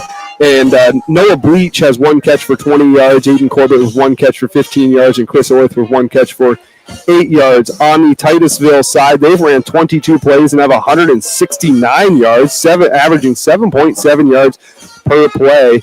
They have 60 yards in the air and 109 yards on the ground. Individually, Brody Sellen, he's 5 of 6 for 60 yards. On the ground, Jaden O'Neill, 9 carries, 69 yards. And Alex Hartshorn, 4 carries for 40 yards, and he has a touchdown. And then on the receiving end, Adam Reynolds with 3 catches, 34 yards. Jimmy Becker with 1 catch for 25 yards. And Michael Culpepper with 1 catch for 1 yard. The Rockets, kind of like Warren, a lot of penalty yardage. They have 60 yards in penalties, and that's really been what's hindering them here in the first half. Those are our Warren Forest High Ed Council halftime stats. Visit high-ed.com to learn more. We'll be back with our look at the out-of-town scoreboard and second half adjustments. It's the Allegheny Grill of Foxburg halftime show on your daily local, the YDL Sports Network. For all your automotive needs, look no further than the Warren Tire Center. From new tires to tire repairs, PA state inspections, wheel alignments, and auto detailing, there's so much more that we can do for you, and there's no reason to go anywhere but the Warren Tire Center in Warren, Pennsylvania. With over 40 years of serving the Warren and surrounding communities, it's always been a great day at the Warren Tire Center. We offer same-day service and walk-ins are welcome. Open Monday through Friday from 7:30 a.m. to 5 p.m., the Warren Tire Center can be reached at 814-723-8050. When most places start preparing for a long winter's nap, we start living our best life. The mountainsides burning with color ignite something inside. That now is the time to embrace what's around us. Warren County, Pennsylvania really is paradise, as we are surrounded with beautiful places and smiling faces. Warren County, Pennsylvania. Find your adventure, find your peace. Founded in 1978 and headquartered in Warren, Pennsylvania General Energy has become a leading oil and natural gas producer in the Appalachian Basin. PGE is a proud and growing organization making positive contributions to the region's economy and environment. We are equally proud of our commitment to safety and environmental programs. PGE is a strong, family-oriented company that believes in giving back to the communities in which we live, work, and play. PGE, producing the energy we need, protecting the environment we treasure. Looking for affordable auto, home, and life insurance? Look no further than Allstate Insurance, the David Jones Agency in Clarion and Meadville. At the David Jones Agency, you get personalized attention from someone who lives where you do. The David Jones Agency meets you where you are. They are available during regular business hours, Monday through Friday at their office, via appointment at the office after hours, or remotely. The David Jones Agency also offers investment opportunities, including annuities and IRAs. The David Jones Agency can be reached in Clarion at 814-223-4000 and in Meadville at 814-337-5107. Excellence, teamwork, responsibility. Those are the foundations on which Phoenix Sintered Metals in Brockway is built. Phoenix is a Verischetti family-owned powder metal manufacturer committed to being an industry leader through excellence, innovation, and continuous improvement. Phoenix emphasizes employee teamwork as well as responsibility to the community. Like any team striving to be the best it can be, it knows that hard work and perseverance pay off. Whether retirement is just around the corner or years away, John Bongiovanni, Lucas Slazak, and Adam Jack of Generational Wealth Management in Erie and Bradford are here for you. John, a Forbes-recognized best-in-state wealth advisor, Lucas and Adam provide customized investment advisory solutions and retirement planning services. Generational Wealth Management offers world-class investment services and internationally recognized insurance products from Northwestern Mutual, an industry leader. The Generational Wealth Management team provides a high level of expertise and service to their professional and business clients. Contact the Erie office at 814-651-0838 or the Bradford office at 814-368-4065 or check them out online at gwm.nm.com. If you're ready to buy or sell your home, then stop in at 4234 Market Street to let one of the agents at Howard Hanna Professionals help. Our friendly and knowledgeable agents can help you find the key to your dream home. Looking for a new career? Howard Hanna Professionals can help there too. Howard Hanna Professionals will assist new and experienced agents with the startup fees for an exciting career in real estate. Call Katrina Laurie at 814-726-2000 for more information. Make 2025 the year you take the next step in your career with the Clinical Medical Assistant Program or Professional Development Seminars at the Warren Forest High Ed Council. Learn how to make college affordable at the Financial Aid Seminar or grow your personal skill set with Fall Country Brunch and Event Planning Made Easy classes. Go to high-ed.org or call 814-723-3222 to register. The Warren Forest High Ed Council, your access to lifelong learning. Welcome back to the Allegheny Grill of Foxburg halftime show. We're going to take a look now at the Generational Wealth Management Out-of-Town Scoreboard. Generational Wealth Management is world-class investment services and internationally recognized insurance products from Northwestern Mutual, an industry leader. Find out more at gwm.nm.com. Starting first over in District 9 last night, Brookville picked up its first win of the season, 49-27 over Bradford. Going on tonight in the second quarter, Smethport leads Bucktail 32-6. No report yet between Kerwinsville and Claysburg-Kimmel. And Central Clarion and Brockway just getting underway. That's a game you can see live right here on the YDL Sports Network. Second quarter action in Clearfield 13, Huntington 7. No report yet Keystone and Montauk. Keene leading Otto Eldred 35-0 in the second quarter. Port Allegheny up 12-6 in the second quarter over Red Bank Valley. No report yet from Punxsutawney and Karnes City or St. Mary's at DuBois or Union AC Valley and Ridgeway. Over in District 10,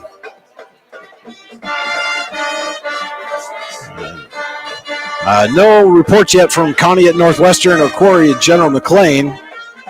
Again, Eisenhower and Cochranton going at it. That's another game that you can see live right here on your daily local, the YDL Sports Network. Eisenhower in the second quarter, leading Cochranton 7-0.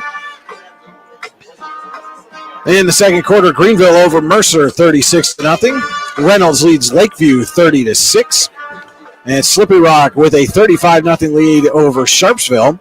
At the half, Wilmington has a 35-0 lead over Grand Valley out of Ohio. Also at the half, it's Cambridge Springs 14, Iroquois nothing. Sagertown 27, Union City 3. Mercyhurst Prep 13, Harbor Creek 7. Connie at 21, Northwestern nothing. In second quarter action, Girard leads Seneca 21-14. No score, Grove City and Fort LaBeouf. Erie leading Hickory 12-3. General McLean with a 28-0 lead over Corey. Northeast leads Franklin 27-0. And Meadville with a 14-7 lead over McDowell at the half. Oil City all over Fairview 35-0. And tomorrow in District 9, Cameron County heads to Coudersport for a 1 p.m. kickoff, while Farrell hosts Sharon for the Steel Bowl down in Mercer County. That has been a look at the Generational Wealth Management out-of-town scoreboard. Find out more at gwm.nm.com. And we'll take a look now at our Rehab Center second half adjustments. With 8 locations to serve you, including in Clarion, Brookville, and Katanning, the Rehab Center always makes the right adjustments. The Rehab Center, chiropractors caring for health, rehabcenters.com, and that's center spelled the old English way with an R-E-S. Well, I'm going to touch on both teams, and then I'm going to touch on the Dragons and then the Rockets. Both teams need to scale back the penalties. Yeah. I don't think it's hurting both their momentum, both on offense and their intensity on defense. So the penalties have to come down for both teams. 40 yards for Warren and 60 yards for Titusville. Now, on the Warren side, I think they got to get something going in the air. The ground game, it's chipping away, but that's not going to be enough. They come out with the ball here. Let's get something going. Let's get some momentum going here. Strike fast and tie this game up, and then you can go back to your regularly scheduled programming, as you might say. On the Rockets side, aside from penalties, I just don't think Jaden O'Neill has been involved enough. Prior to the game starting, we were talking about how he has 430 yards on the ground, but he also has 71 yards in the air. And he's got the longest in both running and receiving. I think you maybe try to work Jaden O'Neill a little bit more into the passing game and try to get those and try to put this game away, because Warren's struggling to get first downs, let alone points. So if you're able to get O'Neill into the passing game, that opens everything else up. Well, yeah, and Warren's done a good job defensively of bottling him up in the run game. Yes, and I think that's maybe led to them trying to go to some other players through the air. But those were our Rehab Center second half adjustments. Reminder that your view of the field tonight is brought to you by Venango County. There's always something to see and do in Venango County, VenangoCountyPAS.gov. We're going to step aside. We'll be back with third quarter action. Titusville leading Warren 7-0 at the half. High school football on your daily local, the YDL Sports Network. Golfing at one of the prettiest golf courses around is what you get when you play around at Hunter Station Golf Club just outside of Tionesta. Located in the Allegheny Mountains with a spectacular view of the Allegheny River, Hunter Station offers something for everyone. The rolling hills of the front nine, coupled with a back nine situated along the banks of the Allegheny River, create some of the best views in all of northwestern PA. And when you're done with your round, enjoy a delicious meal or a cold drink in our restaurant and bar. Looking for a place to stay? Hunter Station has you covered there too with play and stay packages. Find out more at hunterstation.com. Need plumbing, heating, or air conditioning services in Western PA? Then call Luton's Plumbing, Heating, and Air Conditioning in Clarion today at 814-226-8695. At Luton's Plumbing, Heating, and Air Conditioning, we believe that a service-oriented business like ours should give you quality care and a quick response time. That's why we stand on our promise, offering you reliable 24-hour service that gets your job done right when you need it. We can also be found on the web at lutonsplumbing.com. Again, that number is 814-226-8695.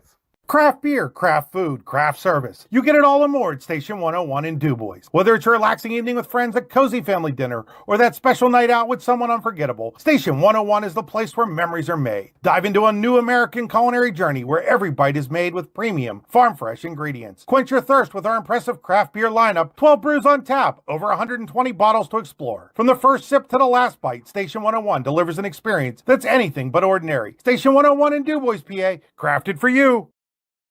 Have a fender bender? We can mender at Park Avenue Motor Car.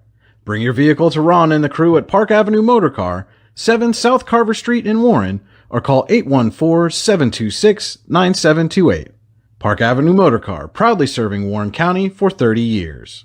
Wise Eyes of DuBois and St. Mary's are premier eye care facilities here in our Tri-County area. Their offices and eye care team are dedicated to providing excellence in patient care, eye education, and optical services. Dr. Greg Lineski is a leader in clinical eye care involving eye and vision disorders. Dr. Lineski takes the time to explain the results of your eye exam, describes your options, and listens to your eye care needs, because maintaining good eye health is an ongoing partnership at Wise Eyes of DuBois and St. Mary's. Are you transporting steel or other unique products? Then you need to check out Oil Country Crates. Oil Country Crates supplies certified wood crates or pallets for shipping steel and other products. Oil Country Crates can ship crates throughout the United States and overseas as well, thanks to their ISPM 15 inspection stamp. Oil Country Crates is dedicated to providing prompt and reliable services to all of its customers while abiding to all shipping regulations. Find out more at oilcountrycrates.com. Oil Country Crates, your products, our protection. Yeah, just about set to start the third quarter here. It's Max Chatham kicking off for Titusville.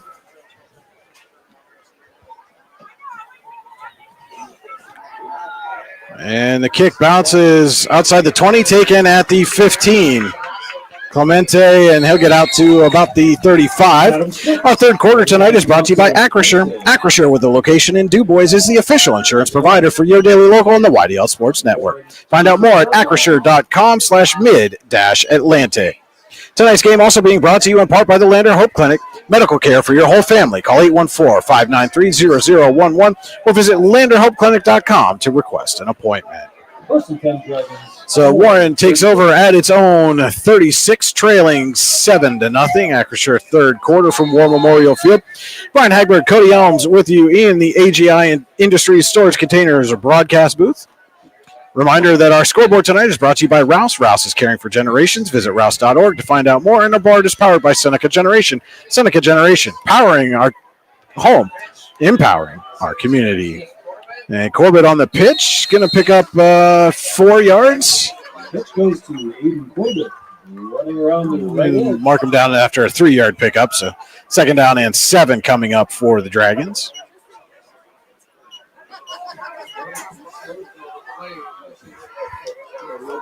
Game 2, out to the Warren. 38-yard line, where it's 2nd and 8.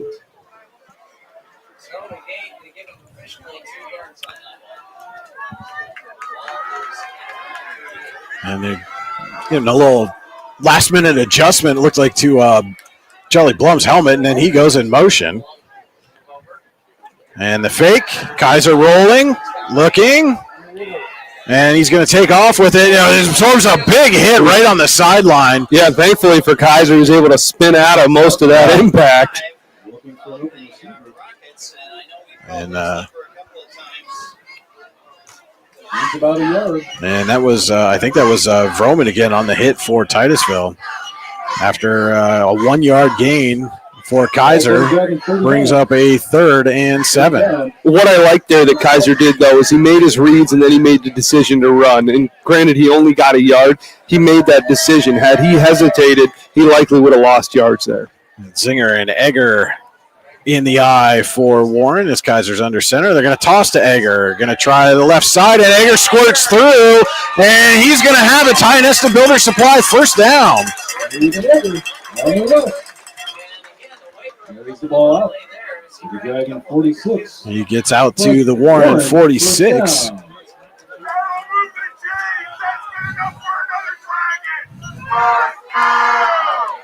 And Egger's had a couple of those kind of runs, just hard runs where you think he's going to get taken down, and then he's pushing the pile, or suddenly he slips through and finds a hole. And that's what I was just looking at. He had a couple of carries in the first half, one of 8 yards as well, and another of 7, similar style run. Same formation for the Dragons. Are going to give to Egger straight up the middle, and he's fighting away. That was Watkins that time in the backfield immediately for Titusville. But again, Egger was able to fight his way forward enough to get a short half-a-yard pickup on that carry and avoid being tackled for a loss. And that's the style of all these running backs for Warren, is all of them are fighting for every half a yard. And so far it's kind of a shame we haven't seen more breakouts on their carries, because they certainly have worked to get to that point. And you're just kind of waiting for that to happen. 2nd and 9. They send Egger in motion this time. He goes back, and they're going to toss to him again. And try that left side, and Egger gets right around midfield, maybe into a yard or two into Titusville territory. Yeah, he was able to get a couple more yards by basically ducking and letting that defender momentum go right over top of him. Running around the left edge. Makes this Titusville 49-yard line. 3rd and kind of a long 6. But Warren in Titusville territory, opening possession of the second half. 8:55 to play, Acrisure third quarter. And they're going to try the right side, and Egger cuts back, and gain of about a yard, and then Vroman again on the stop, as was Watkins. We'll make it a 4th and 5. Do you try, if you're Warren here, try a similar strategy that Titusville used at the end of the first half, and hard count here, try to draw them off sides? And if it's not enough yardage for a first down, at least get you closer. Yeah, I think that if you're confident in your young team to not false start themselves, you try that strategy. But if you have any doubt in your mind, you just go for it, because if you go back 5 yards, you're punting. 4th down, early Acrisure third quarter. Warren trying to tie or take the lead here. They send Clemente in motion, and they give to Egger, trying to go to the left side, and there's nothing there. Watkins and Vroman in the backfield immediately, and the Rockets get a stop on the opening possession. Yeah, unfortunately for Warren, the Rockets were all over that. They read it right from the snap of the ball. And are you surprised, Cody, they only called one pass play, never actually threw the football on that series? I'm very surprised. I think that was an opportunity for them to come out doing something that they really didn't do a whole lot in the first half. So Titusville didn't have a lot of looks at their formations and their plays in the passing game. Titusville takes over in plus territory at the Warren 49. A lot of movement there. As O'Neill's now in the backfield, and they give to him. He's going to go off the right side, and big collision at the 45. O'Neill get out to the 44. They're going that way now. Got to count down instead of up. Yeah. At the Dragon, crunching the numbers. And if you're a Chit fan, you understand that reference, and if you're not, you have no idea what we're talking about. Yeah, well, that's we're 5.5 years into this. I think people have decided already whether or not we're insane. 2nd and 6 for Titusville. Just inside the Warren 45 are the Rockets. And it's Hartshorn around the right side. He's got a Tionesta Builder Supply first down. And some action after the play. The extracurricular activity, it looks like it's going to cost Titusville again.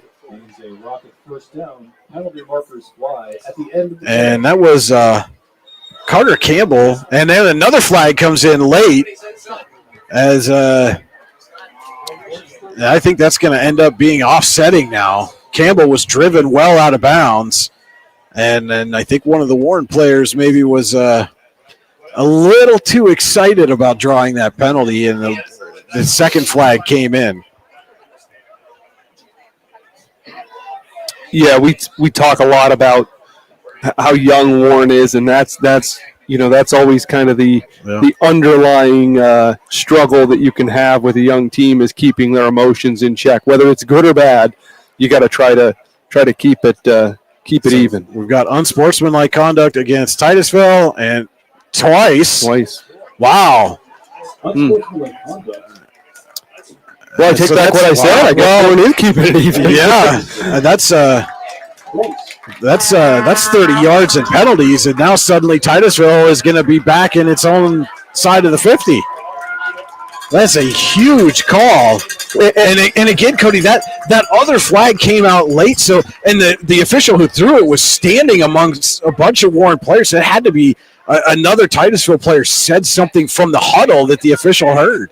Yeah, they have 5 15-yard penalties tonight, and all of them have been completely unnecessary. So Titusville was going to have a first down inside the Warren 30. Now they're all the way back at their own 34. And Selin looking to throw. He's got a man open. It is caught and making some moves out at the 40. That was number 26, Weston Wakefield, on the reception. Taken down by Chris Forth. And what's even more important about those penalties, Cody, is that wiped out the first down. So it's now fourth down for Titusville. Yeah. And I thought those were dead ball penalties, which would have been after he gained the first down, but. That's what I thought too. But it is fourth down here, and Titusville's in punt formation, and it's Clemente back deep to receive for the Dragons. High snap. Hartshorn corrals it, nearly had it blocked, but he gets it away, and it's going to take a Titusville bounce and roll down to the 22. This is a great punt by Hartshorn just to even get that one away. Thought that one was going to get blocked, but yeah. And so you got Warren coming out now. They have an opportunity here because Titusville essentially couldn't control themselves. Yeah. You got to jump on it. Back to us wanting them to go into the air. I think that's how you jump on it. You can't lower that tempo. Keep that elevated tempo going. Keep that energy high on your side of the ball, and hope that you can keep catching them off guard and making mistakes. 6:28 left in the Acrisure third quarter. Warren trailing Titusville 7-0.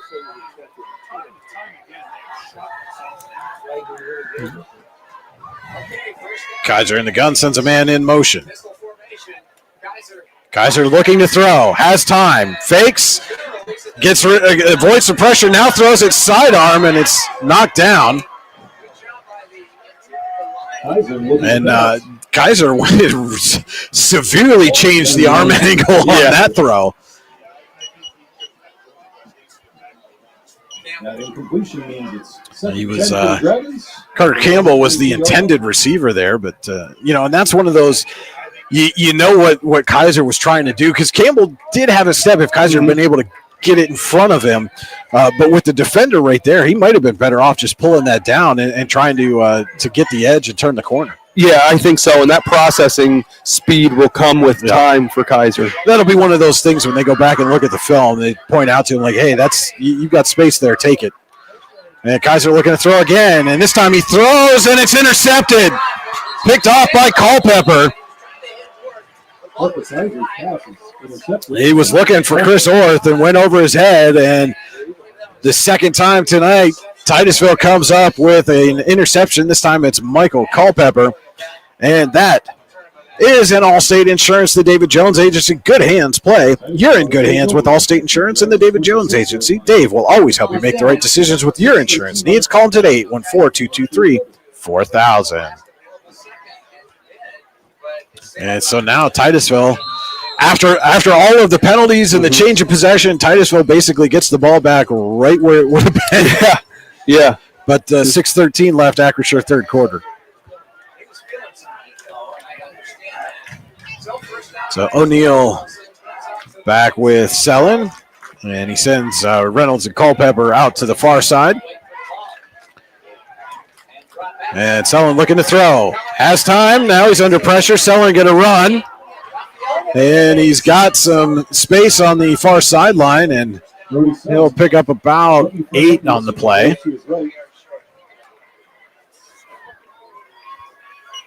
Keeps the ball and makes it to the Dragon 20-yard line. And, Sullen came into this one, didn't have a ton of rushing yards this season. Came in 30 carries, just 64 yards on the ground, but he's got a little burst if you give him some open field. Yeah, and I don't know how much he's had to rush. And he changed the formation in this 2nd and 2. And the give to O'Neal. And O'Neal off the right side, picking his way through the defense, and he's got a Tionesta Builder Supply first down. And it's going to be right around the 10-yard line. I think they're going to put him right on the 10, so it should be a 1st and goal here for the Rockets. 5:45 left, Acrisure, third quarter. Titusville will have 1st and goal at the Warren 10. This drive being built by Tionesta Builder Supply with locations in Tionesta and Shippingville, online TionestaBuilders.us. Send Hartshorn in motion. They give to him. He gets away from a tackle, and Hartshorn in for the 2nd time tonight. A Titusville touchdown. This one from 10 yards. Sweeps to the right. Finds the end zone for Titusville.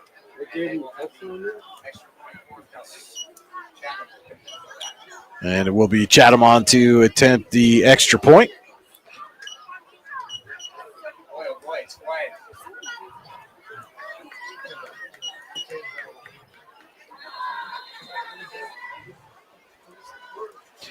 Cody, we talked about the great crowd here that Warren drew tonight as Chatham's kick is up, and it is good.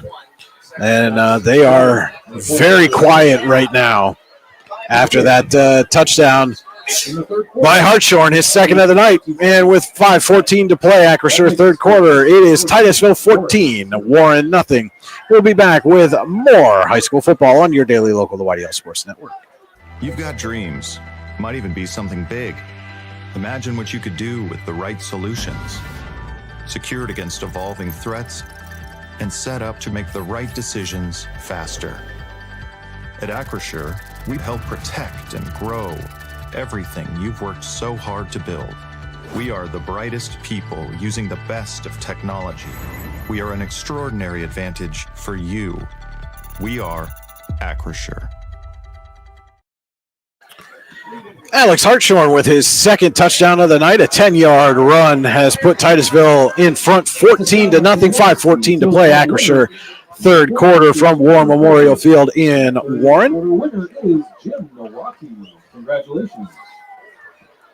They got good everything over there. I hear there's something. Max Chatham on to kick for the Rockets. Egger and Clemente back deep to receive for the Dragons. And it's always a good time for a big return, but if the Dragons are going to get back in this and get their crowd back into it, they could use a big return right here.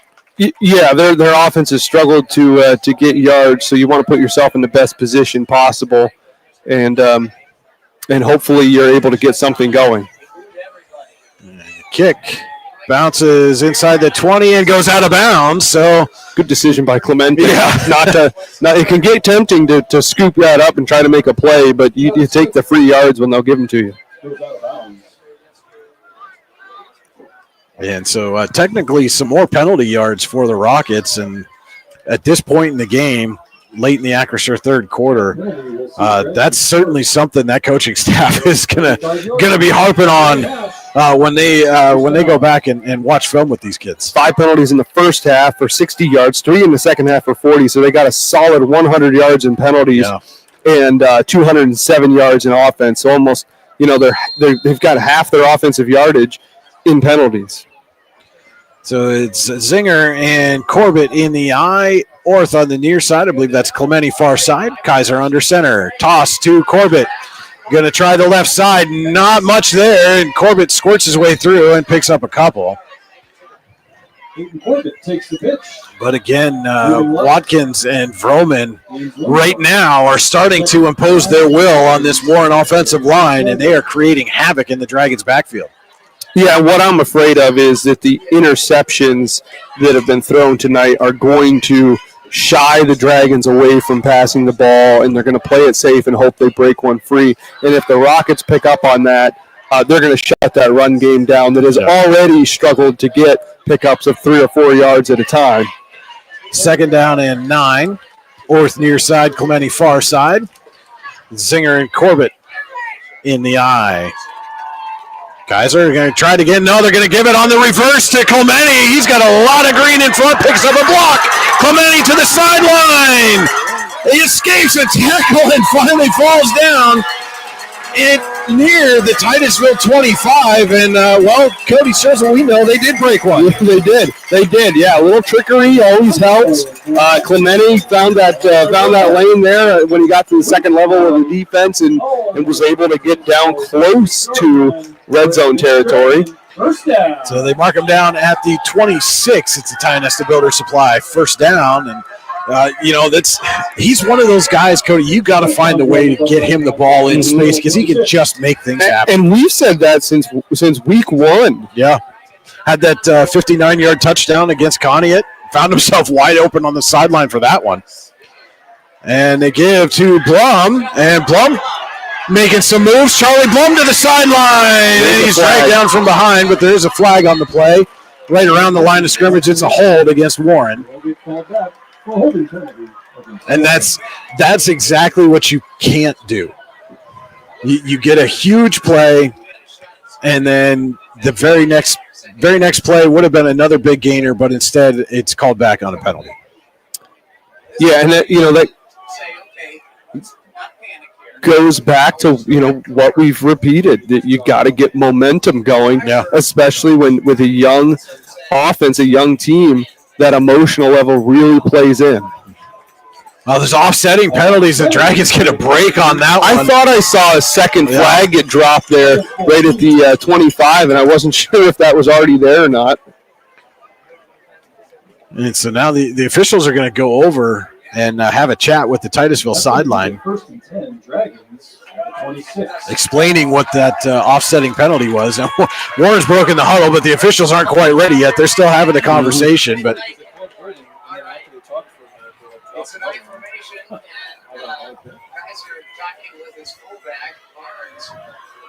so it's Barnes and Corbett going to be in the eye for Warren. Orth near side, Clemente far side.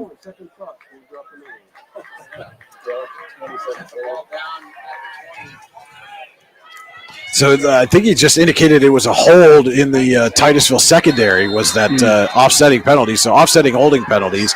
And we'll replay first down. And toss to Corbett. And they fumble the interception or the attempted reverse. And Titusville has come up with it.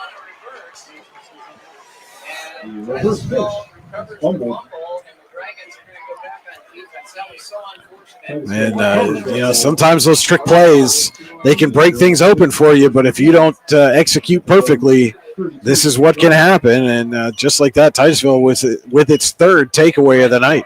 Yeah, a lot of times with those trick plays, you kind of got to stop while you're ahead. If you get away with one, you need to wait a while before you try another one because that's going to be fresh in the defense's mind. So Culpepper and Reynolds near side. And they shift, and we've got a flag as I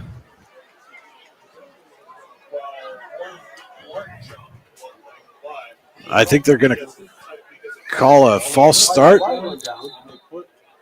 No, that's offside on Warren. Well, the line judge is pointing towards Titusville, but the umpire pointed towards Warren.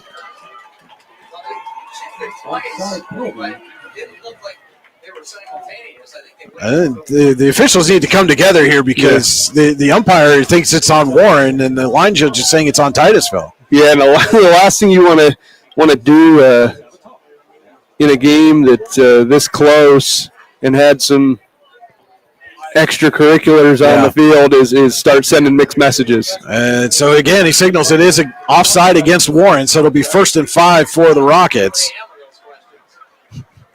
Offside penalty called against the Dragons.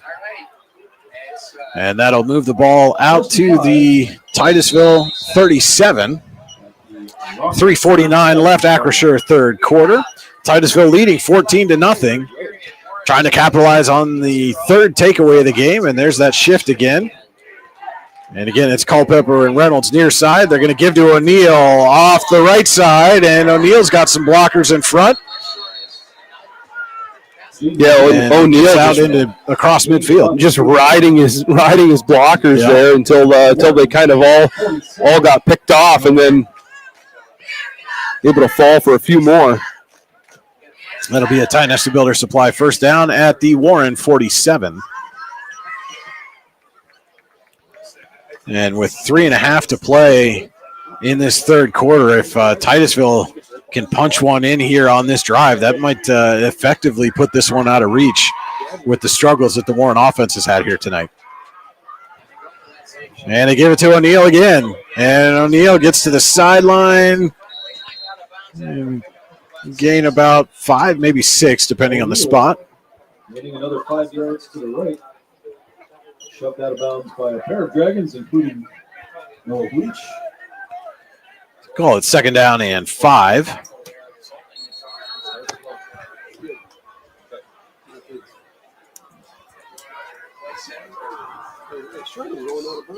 And a player running on late for the Dragons. That's Landon Nelson running on, number 56, and trying to get somebody off the field, and they did not make it. That was confusion as Hayden Raphael was trying to come off. And you can see Titusville trying to hurry up and get that off before.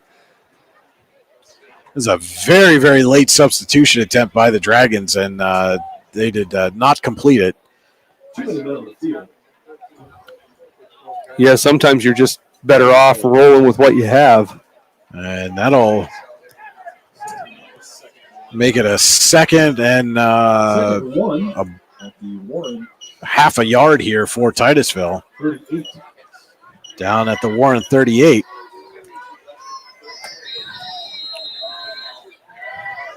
Less than 3 minutes to play, Acrisure third quarter. They send Hartshorn in motion and give it to him. Hartshorn picks up the Tionesta Builder Supply first down, and man, again, I saw Culpepper again with an extra shove on Campbell, and you would think at this point in the game, somebody on that Titusville sideline would have said, "Hey, knock it off." Yeah, I think so, because they have an opportunity here to pretty much put this game out of reach. But if you have to go back 15 yards, now you're giving up that opportunity, keeping Warren in this game. Nevertheless, it is a Tionesta Builder Supply first down. TionestaBuilders.us. The Rockets down at the Dragons 33. And Selwyn looking to throw. Has time. Down the sideline. Just out of reach. Well, and he did what quarterbacks need to do, and that's put the ball in the only location your receiver can make a play on it. It just happened to be about a half a yard too far.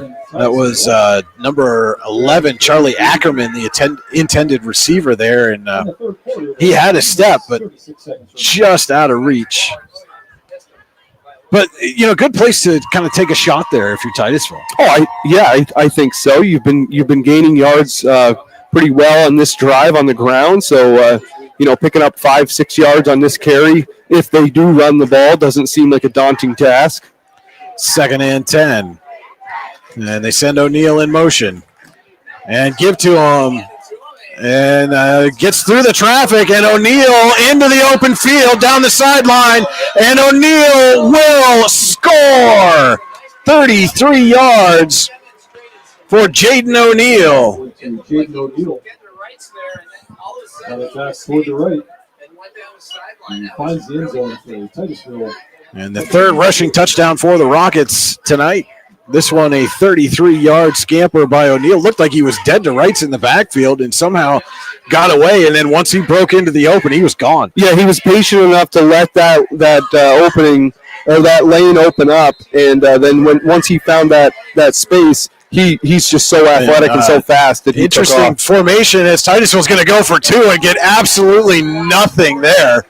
Warren was all over that. I'm not even sure what Titusville was trying to do there.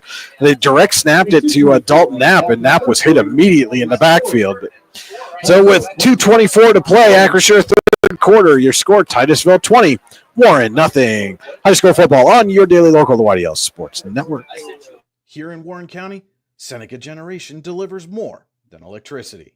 We provide clean, reliable power, and we're proud to call this community home. Our team is committed to giving back, supporting local programs, and helping create opportunities that make a difference for families, schools, and neighborhoods. Because powering homes means empowering lives. Seneca Generation, powering your home, empowering our community. Jaden O'Neal with a 33-yard touchdown run has extended Titusville's lead 20-0 over Warren. 2:24 to play. Acrisure third quarter. Your view of the field tonight is brought to you by Venango County. There's always something to do, see and do in Venango County. VenangoCountyPAS.gov. Jaden O'Neal with 14 carries, 136 yards tonight, 9.7 yards per carry. Chatham going to kick it off for the Rockets. And he sends it deep, and this time Clemente takes it about the 17 and runs into some players right around the 36-yard line. What a grab by Clemente. Yeah. I mean, that was a line drive, and a lot of times you don't see that turn out so well. He was able to take that almost mid-stride, too. Yeah. And Warren will take over at its own. Well, they're going to mark it at the 37. And, again, you've had positive things happen. You had the big run by Clemente on the last possession, and then you tried to go back to that reverse, and a poor execution on the pitch leads to a fumble, and Titusville capitalizes. Again, you just got to find ways to get the ball in the end zone here. Yeah, you're going to have to pull a rabbit out of the hat on this drive, I think, and try to get some big yards. Send Corbett in motion and give to him. And Corbett picks up a block and fumbles the football and right to Sellen. That's his second takeaway tonight. Had an interception earlier. And the fourth takeaway for the Rockets, and they'll start at the Warren 46. And now absolutely have a chance to put this one away. 2:13 to play, Acrisure third quarter. Warren, 40, 6-yard line. And if I'm Titusville, I think I'm going to start bleeding the clock a little bit. Is this an opportunity? We saw him on the last drive, Cody. Do you take a shot here? I wouldn't be surprised if you do. You certainly have a little bit of a score differential to work with here. Even if you ended up having to go 4 and out or punting the ball or whatever, you're still up 20-0. And Sellen back to throw, looking, has time, now directing traffic.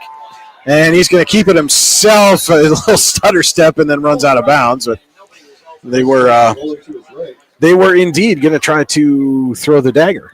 Yeah. Got me. Titusville at the Dragon, 45. And Sellen ends up picking up a yard. It'll be second down and 9. 2:05 to play. Acrisure third quarter. The Rockets creeping up on 300 offensive yards. They have 266.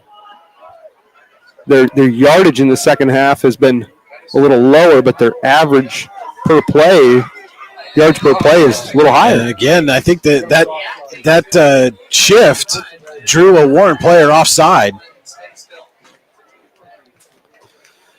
And, you would think this is that Titusville's done that a number of times so far tonight. Yeah, it's a staple in their offense. The first few times they did it, nobody moved. The last couple of times, it's drawn players offside. So not sure what they're doing differently, but it's been effective now. So it'll be a 2nd and 4, and the give is to O'Neal.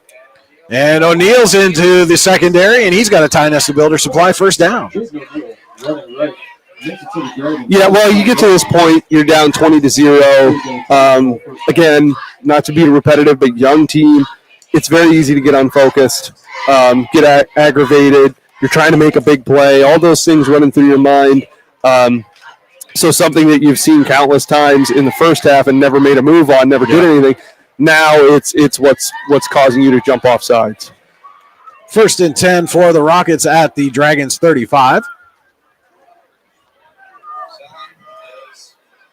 Sends Reynolds in motion. Now he's going to keep it himself. And he's going to get inside the 30. Or excuse me, that was Hartshorn on the carry. Looked like Selland kept it, but he did give it to Hartshorn. So moves down to the 28. Gain of 7, and it'll be 2nd down and 3. 1 minute, 11 seconds left in the third quarter. As we're approaching the final minute of the Acrisure third quarter. Hartshorn with 7 carries, 62 yards. A couple of touchdowns as well. Mm-hmm. 2nd and 3. Reynolds and Culpepper to the far side, and Selland looking to throw. Has a man. It's caught there by Culpepper, and he's got enough for a Tionesta Builder Supply first down. Or excuse me, that was Reynolds. That's a 9, not 3. Sorry.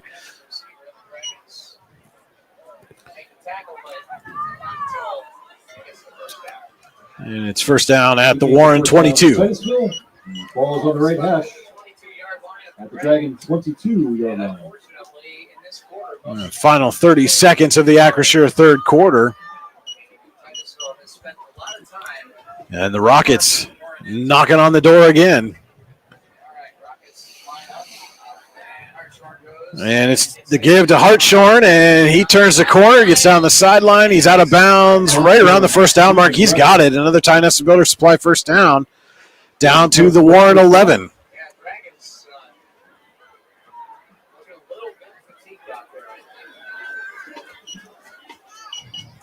With 10 seconds left to go. At the Warren 11-yard line.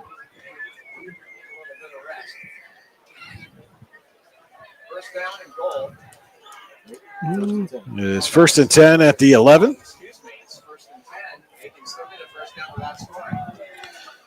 I wouldn't be surprised if we see the ball go in the air here. Yeah. You got 3 receivers to the near side. And Selland rolling that way. Looking, fires for the end zone, and it's intercepted. What a catch by Chris Orth in the end zone. A one-handed interception. And that is an Allstate Insurance to David Jones Agency. Good hands play by Chris Orth. You're in good hands with Allstate Insurance and the David Jones Agency. Dave will always help you make the right decisions with your insurance needs. Call him today at 814-223-4000. One-handed interception in the end zone means it's and we'll see if that's what the offense needs to get itself going with 2.6 seconds left at Acrisure third quarter. Warren takes over at its own 20. And, oh, my, Cody, what a catch by Chris Orth. Yeah, if you're looking for a little momentum, that's a good way to start. Guys are in the pistol. It wasn't a bad throw. Shifts the man back. They give. And another fumble. And Corbett tried to fall on it. We'll see. Yeah, it is. Corbett falls on it. And, you know, at this point in time, Cody, can you give him the football right now? It's tough. I mean, I think Warren as a whole just needs to take care of the ball a little better. You know, it's hard to tell from up here how that ball is coming in when he's getting the handoff, when he's getting pitches, things like that. But, you know, on the flip side of it, you're going to have to put the ball in the air, and your quarterback has 2 interceptions. So I think Warren just needs to regroup right now and focus on not making mistakes. And at the same time, you're going to have to make a big play. And we'll see how they regroup in the fourth quarter. End of 3, Titusville 20, Warren nothing. Whether retirement is just around the corner or years away, John Bongiovanni, Lucas Slazak, and Adam Jack of Generational Wealth Management in Erie and Bradford are here for you. John, a Forbes-recognized best-in-state wealth advisor, Lucas and Adam provide customized investment advisory solutions and retirement planning services. Generational Wealth Management offers world-class investment services services and internationally recognized insurance products from Northwestern Mutual, an industry leader. The Generational Wealth Management team provides a high level of expertise and service to their professional and business clients. Contact the Erie office at 814-651-0838 or the Bradford office at 814-368-4065 or check them out online at gwm.nm.com. Excellence, teamwork, responsibility. Those are the foundations on which Phoenix Sintered Metals in Brockway is built.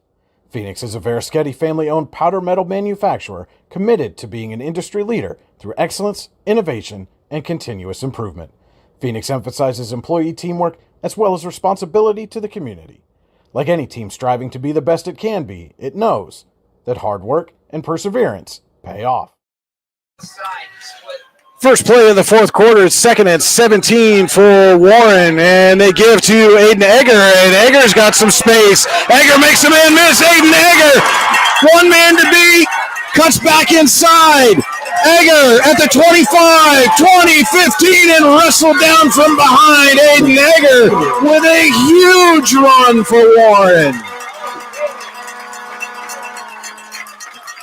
Yeah, Brian, and during the break there, we were just talking about, you had mentioned putting the ball in Egger's hand, try to regroup and get that running game going again, and boy, did you predict that. So that play started at the Warren 13. It ends at the Titusville 12.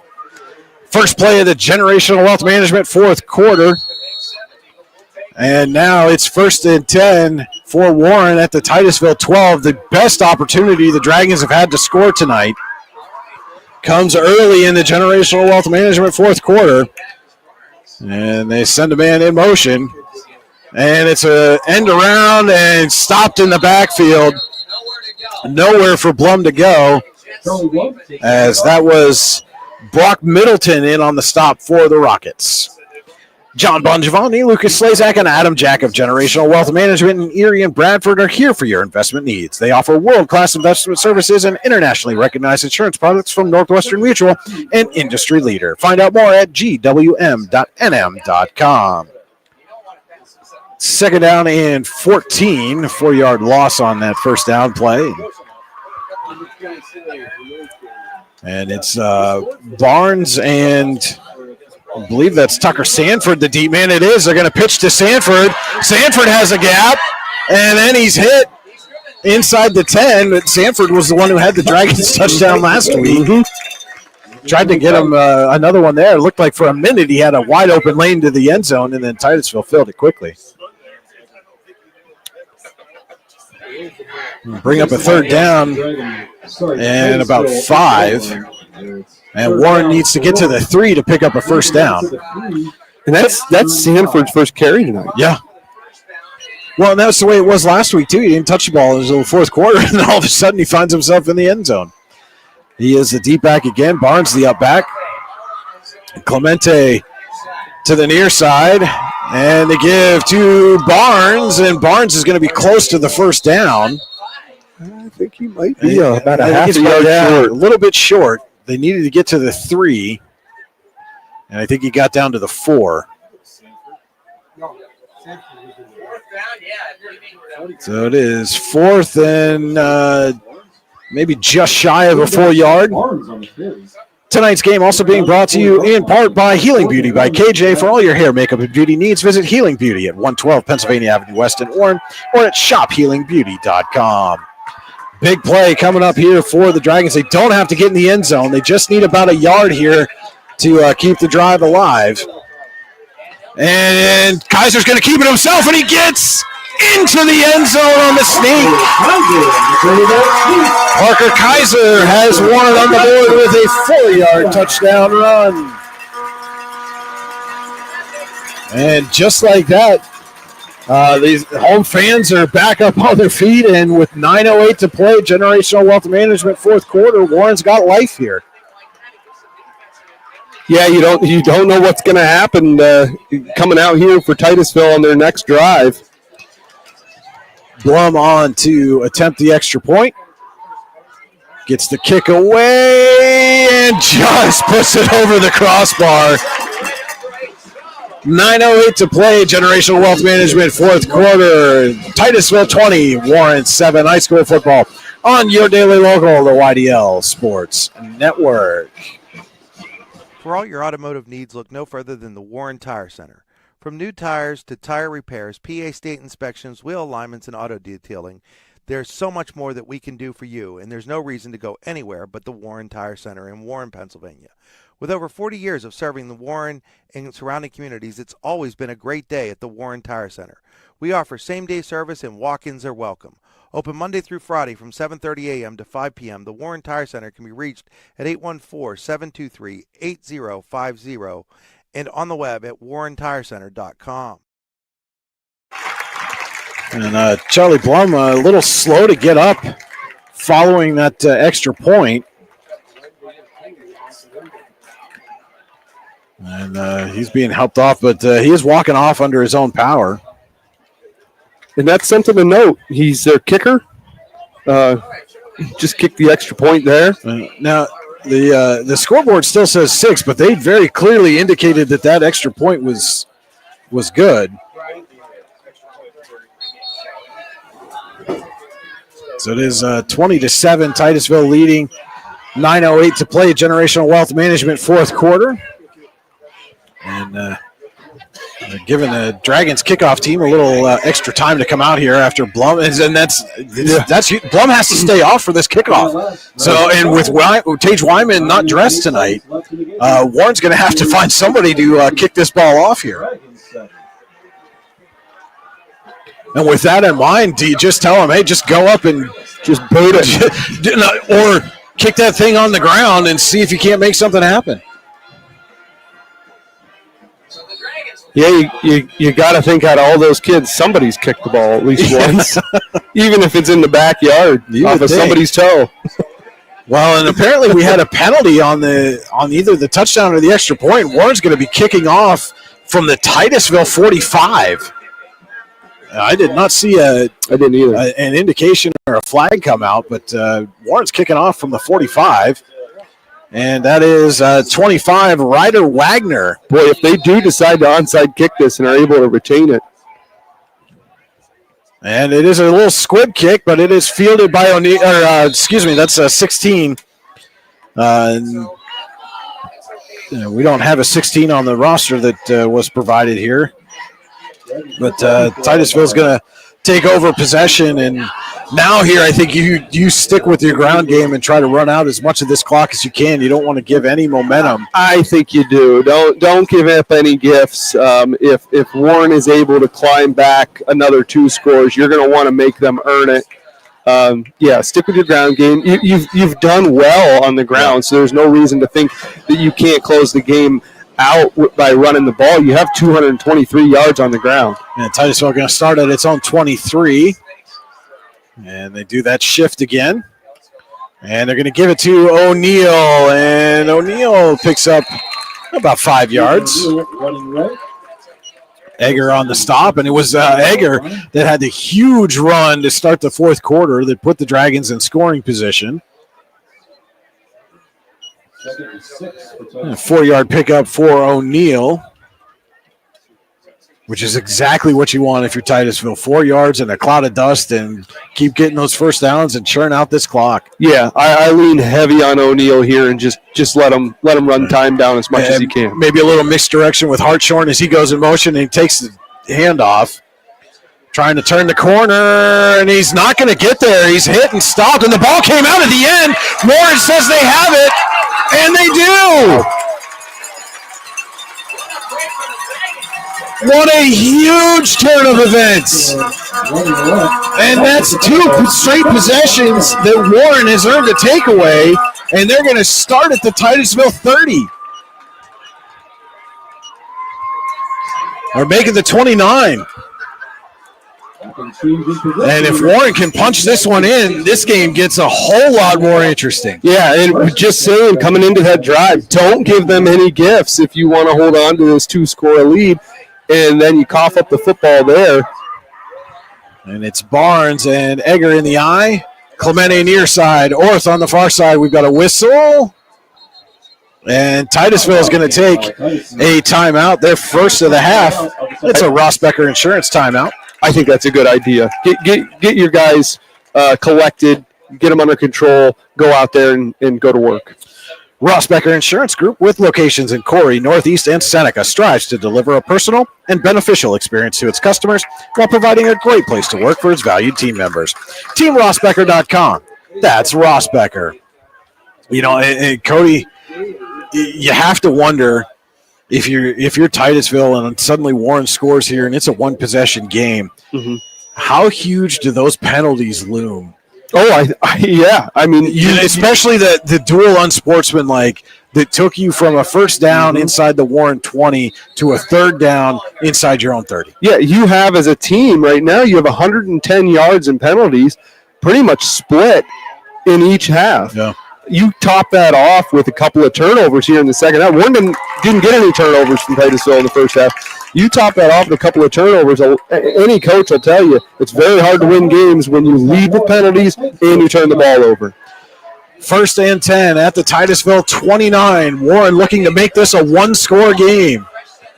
Egger and Barnes in the backfield. Orth and Clemente split out. Kaiser looking. Throws, and it's behind Clemente. He tried to come back to it, but slipped. Kaiser's pass goes left, looking for Tommaso Clemente. Pass falls. Well, you have to assume they're going to go 4-down territory. Oh, absolutely. So I don't hate that decision. Try to do something quick, catch them off guard. You haven't thrown the ball a lot, and Clemente, if he can get the ball in his hand and get him in space, yeah, it might be 7 yards. It might be a touchdown in the way he runs. Make it 2nd down and 10. And Dragons will come out same formation. And again, if they can get Clemente, he's one-on-one out there with Sawyer Wolfkeel. If they can get him the ball in space, he only needs to make one guy miss. It's Egger who shakes a tackle. Egger fighting through. He breaks free again. Aiden Egger down to the 11. And he is amped up. And there is a flag on the field after he was down. Indication is against Warren. Penalty marker at the end of the play. Or the line judge just coming in. I thought he was pointing that it was against the Dragons. We'll see what the call is here. It's a big one. And it is against the Dragons. An illegal block. An illegal block in the back against Warren, but we'll see where they're going to take him back from the end of the run.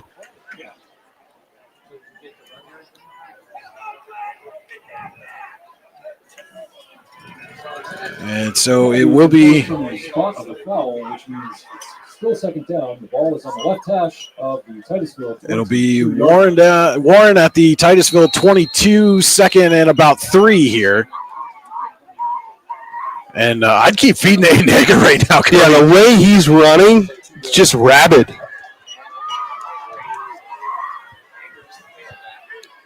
And they pitch to him. Gets a block from Barnes. Squirts through, and he's got, looks like just enough for the Tionesta Builder Supply first down. Takes it to the 20-yard line. They're going to call him just short. He had to get across the 20. So, I mean, really just kind of line up and let Kaiser sneak this one here. And yeah, you were able to go 4 yards for a touchdown earlier. Yeah.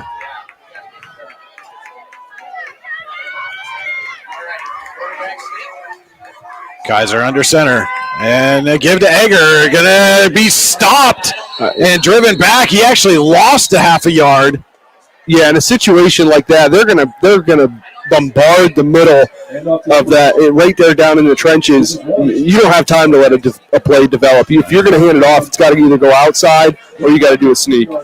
And it's 4th and about 1.5, maybe full 2 here. And this could be the ball game right here, Cody, with 6:35 to play. Generational Wealth Management, 4th quarter. Dragons trying to capitalize on a Titusville fumble and make this a one-score game. Got to get the first down here. And Kaiser going to try to keep it himself, and he falls forward. Going to depend on the spot, but I think he's got it. Yeah, I think he's down at the 19. That is a Tionesta Builder Supply first down, and Titusville had him stopped initially, and he just lunged forward. I can't believe why they didn't let Kaiser. They're going to measure this.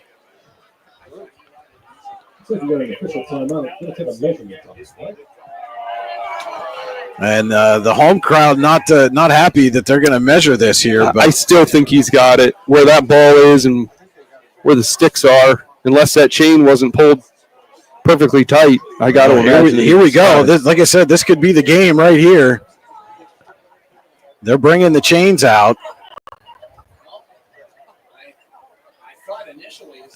I mean, the lunge looked like he was well in front. We'll see. Here's the measurement. And it is well, they got to pull it again.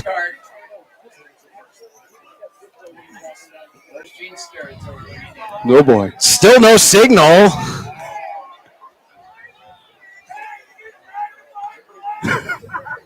The fans still having some issues getting the chain set properly. And it is a first down for Warren. Tionesta Builder Supply, first down for the Dragons. And I got to tell you, Brian, I can't help but crack up. Situations like that, it's real tense, games on the line sort of thing. And then you get a fan that just, doesn't yell anything, just funny. You love that. You thought maybe they were going to bring out the index card on that one. So it is Tionesta Builder Supply, first down and 10 at the Titusville 19, 6:15 to play. Generational Wealth Management, fourth quarter. Kaiser in the pistol. And to give is to Egger. Egger tries to turn the corner. He's got some space. Aiden Egger. And stopped just inside the 5. 4-yard line. And that's another Tionesta Builder Supply, first down. It'll be first and goal from the 4. 5:59 left. And I did see Charlie Blum back out on the field, so they will have him, assuming there's no further injury, if they need to do another kickoff here. But again, Cody, I'm just feed Aiden Egger right now. Yeah, Aiden Egger with 114 yards on 14 carries. Give it to Barnes, and he's stopped immediately. No gain there. It'll be second and goal. Stopped at the line of scrimmage. And you wonder on that play, is that just, as much as you want to give that ball back to Egger, is that just give him an opportunity to breathe, give your offense an opportunity to breathe? And we've got a timeout taken by Warren. That is their first of the half. First of the second half. And stops the clock with 5:24 to play. It's another Ross Becker Insurance timeout. I want to thank our friends down at Ross Becker for sponsoring and helping us bring you tonight's ball game. That's, like we said, Cody, suddenly got very interesting. Yes, it did. Thanks to a couple of Titusville turnovers and some big runs by Aiden Egger. I mean, in the first half, Warren ran 26 plays, had 88 yards total on offense, 45 rushing yards. Here in the second half, Warren has 152 yards on the ground. So on top of those turnovers, on top of the penalties, Warren has been able to run the ball well. They've actually outrushed Titusville here in the second half. They have 120 yards. All right, so it'll be second and goal from the 4.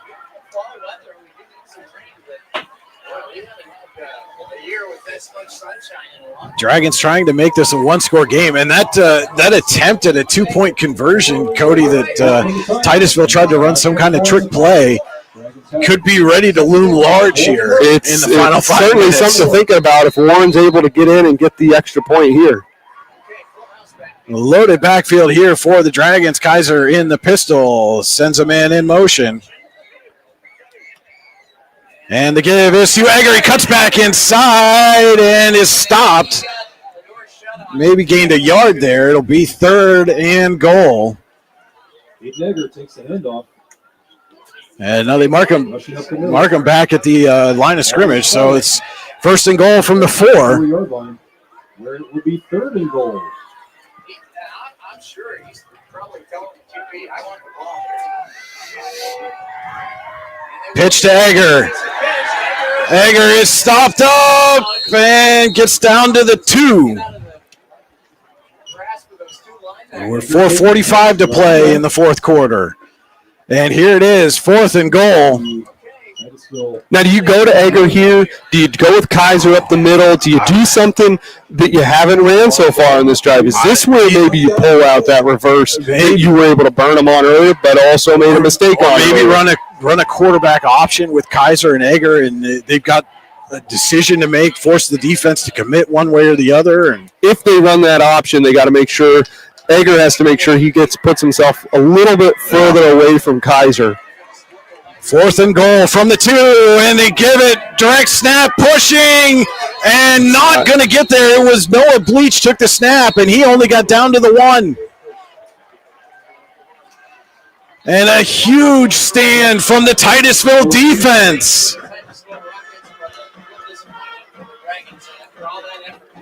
It's going to be Titusville ball, 1st and 10 from the Rockets 1. And to be transparent, Brian, I don't know if there's a correct or incorrect call. When you're on the 2, there's a lot of different plays you can run, in a lot of different ways you can go wrong or right. Yeah, I think I'd have done something on the edge. I see most of your big gains, your explosive plays have come on the edge, and not had a ton of room right up the middle. Yeah, certainly with Egger, you would want to go, on the edge outside. And I understand you ran this. You brought Bleach into as Titusville takes its second time out. And this is no gimme here for Titusville. They're down right on the 1. The nose of the ball is on the 1 yard line. Yeah, and this seems like it can be an opportunity for Warren, or this could also burn Warren. If they're able to bring the house, get the safety, all works out great. They bring the house, and Titusville is able to get that pop pass off or whatever. And I mean, because you're only going to have to throw about 10 yards behind that defensive line. Oh, yeah. And you're going to be able to probably take it to the house or pretty close. 4:02 left. Generational Wealth Management, 4th quarter. Titusville leading 20-7. Slammed the door on the Dragons from the 2.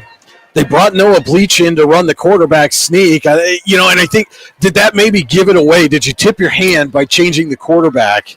Yeah, and I've never been a fan of that, whether it's college, NFL, high school. You roll with the guys that you have, unless you're very, very confident that you're going to win that offensive defensive line battle. And it's kind of been back and forth all night. I probably should have stuck with the quarterback. And someone gives to O'Neal, and he's hit and plows forward. Get back to the line of scrimmage, was nearly stopped in the end zone. Might have lost about a half a yard. I think they're going to put it right back at the 1. Okay. He had a second surge. It looked like that kind of put him back out on the 1. It's 2nd and 10. But again, that's exactly what you want if you're Warren, except that you're losing about a minute here of time to try to come back in this one. I wouldn't be surprised at all if you see Titusville go to the air here. Real quick pass. And Sellen's going to keep it himself, and he'll get out to the 5, gives Titusville some breathing room. Make it 3rd down and 6. And Warren's got 2 timeouts left here. When do you start thinking about using it? If you get a stop here, obviously you take one, right? Yeah, I think so. And maybe that's what they were waiting for, is if they needed to use it when they had them at the 1 and they got a safety, then you might have wasted a timeout. So 3rd and 6. Titusville shifts. Sellen's got O'Neal to his right. Gives to O'Neal, cuts back, and he's got a lane. And Jaden O'Neal sprinting. Clemente trying to catch him from behind, and he does. But Jaden O'Neal just shows you how fast Clemente is there. May have just shut the door on the hopes of a Warren comeback. Goes down to the Warren 13.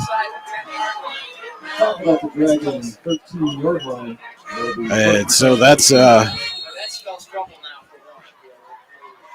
82-yard run for Jaden O'Neal when Titusville needed it the most.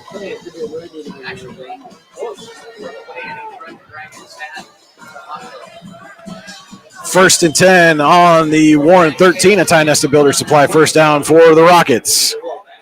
And Sellen gives, and not much doing there for Weston Wakefield on the carry. Weston Wakefield Right now, if you're Titusville, Warren's not taking the time out here. You're going to let this clock run all the way down as far as you can.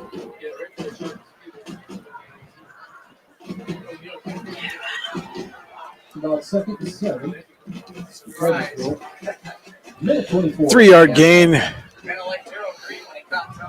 makes it 2nd down and 7 from the 10.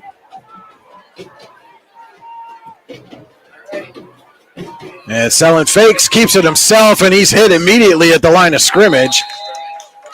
Tackled by a host of Dragons. And that was Hayden Raphael, the first one to get to him.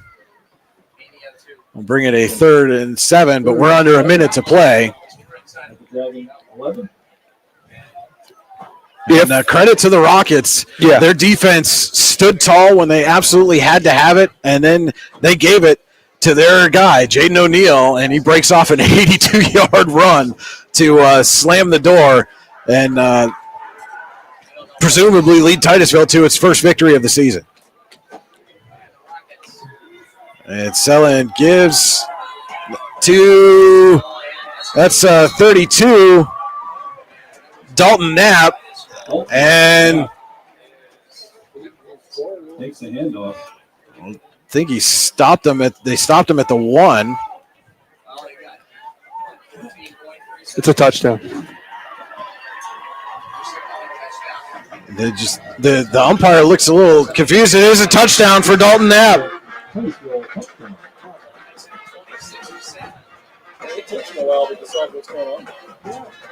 A lot of confusion there. I thought the official on the far side signaled touchdown, but it was kind of halfway. Mm-hmm.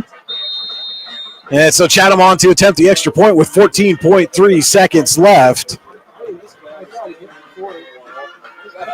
High snap, and the kick is blocked. And so it's 26-7, and a flag comes out at the end of the extra point.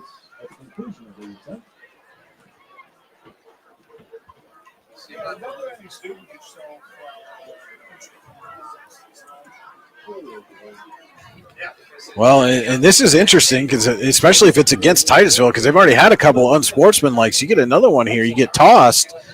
You're missing next week most likely, and is that really worth it? No, absolutely not. And it puts a sour taste in your mouth after you walk away with a win. And a lengthy huddle. The officials come out, and you got a dead ball, unsportsmanlike. That one's going to go against Warren. Call against the Dragons at the end of the point after a touch.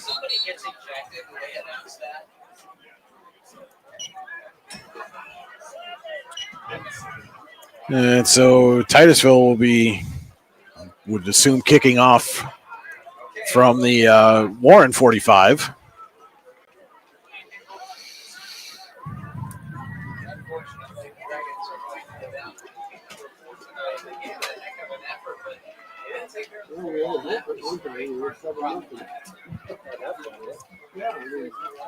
With 14.3 seconds to go.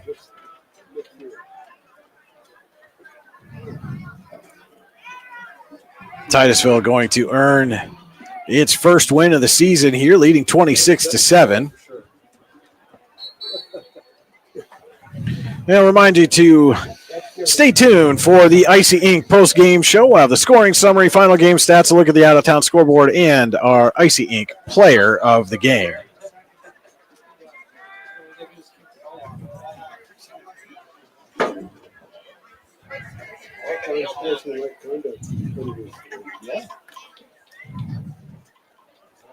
So Chad, I'm going to kick off from the Warren 45.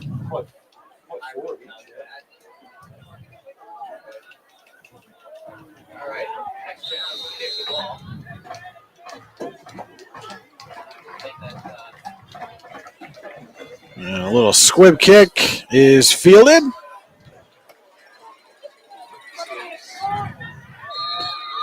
And that was Scott Nichols on the return.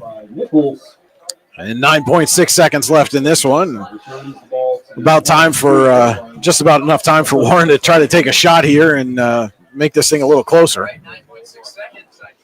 Yeah, Warren has a chance here to at least get some pride points. Yeah.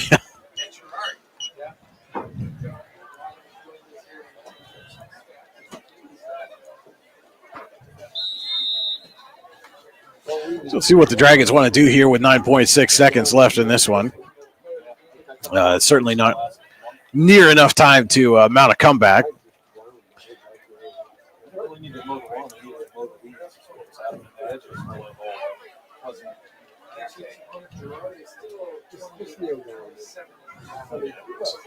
And Kaiser's just going to kneel it down, and that will do it here from Warren Memorial Field. The Rockets pick up their first win of the season, 26-7. They defeat the Warren Dragons, move to 1-4 on the year. Warren falls to 1-4. Stay tuned for the Icy Ink post-game show, final game stats, the scoring summary, look at the out-of-town scoreboard, and our Icy Ink player of the game, all coming up right here on your daily local, the YDL Sports Network.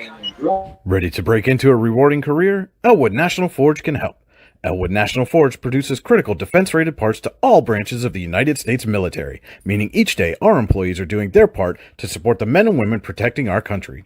With multiple positions currently available and several career paths to choose from, Elwood National Forge offers on-site and on-the-job training, competitive pay and benefits, including 401k and insurance that start the date of hire, paid time off, and long-term job security.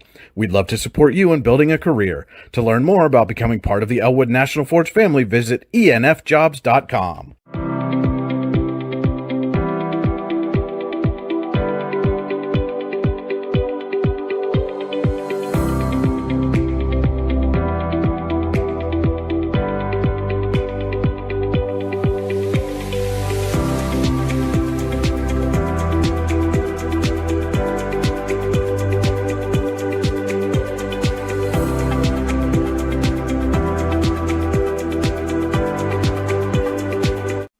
For all your automotive needs, look no further than the Warren Tire Center. From new tires to tire repairs, PA state inspections, wheel alignments, and auto detailing, there's so much more that we can do for you, and there's no reason to go anywhere but the Warren Tire Center in Warren, Pennsylvania. With over 40 years of serving the Warren and surrounding communities, it's always been a great day at the Warren Tire Center. We offer same-day service and walk-ins are welcome. Open Monday through Friday from 7:30 a.m. to 5 p.m., the Warren Tire Center can be reached at 814-723-8050 and on the web at warrentirecenter.com. You've got dreams, might even be something big. Imagine what you could do with the right solutions. Secured against evolving threats and set up to make the right decisions faster. At Acure, we help protect and grow everything you've worked so hard to build. We are the brightest people using the best of technology. We are an extraordinary advantage for you.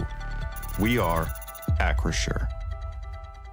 Here at the Warren County Chamber of Business and Industry, we like to focus on our community and help our local businesses expand and succeed. Why join WCCBF? Not only do we offer a way for local businesses to grow and prosper, but we also provide business development, community involvement, and member benefits. Becoming a member of WCCBI includes benefits such as networking and ribbon cutting. Become a member or to see additional information, visit WCCBI.org today.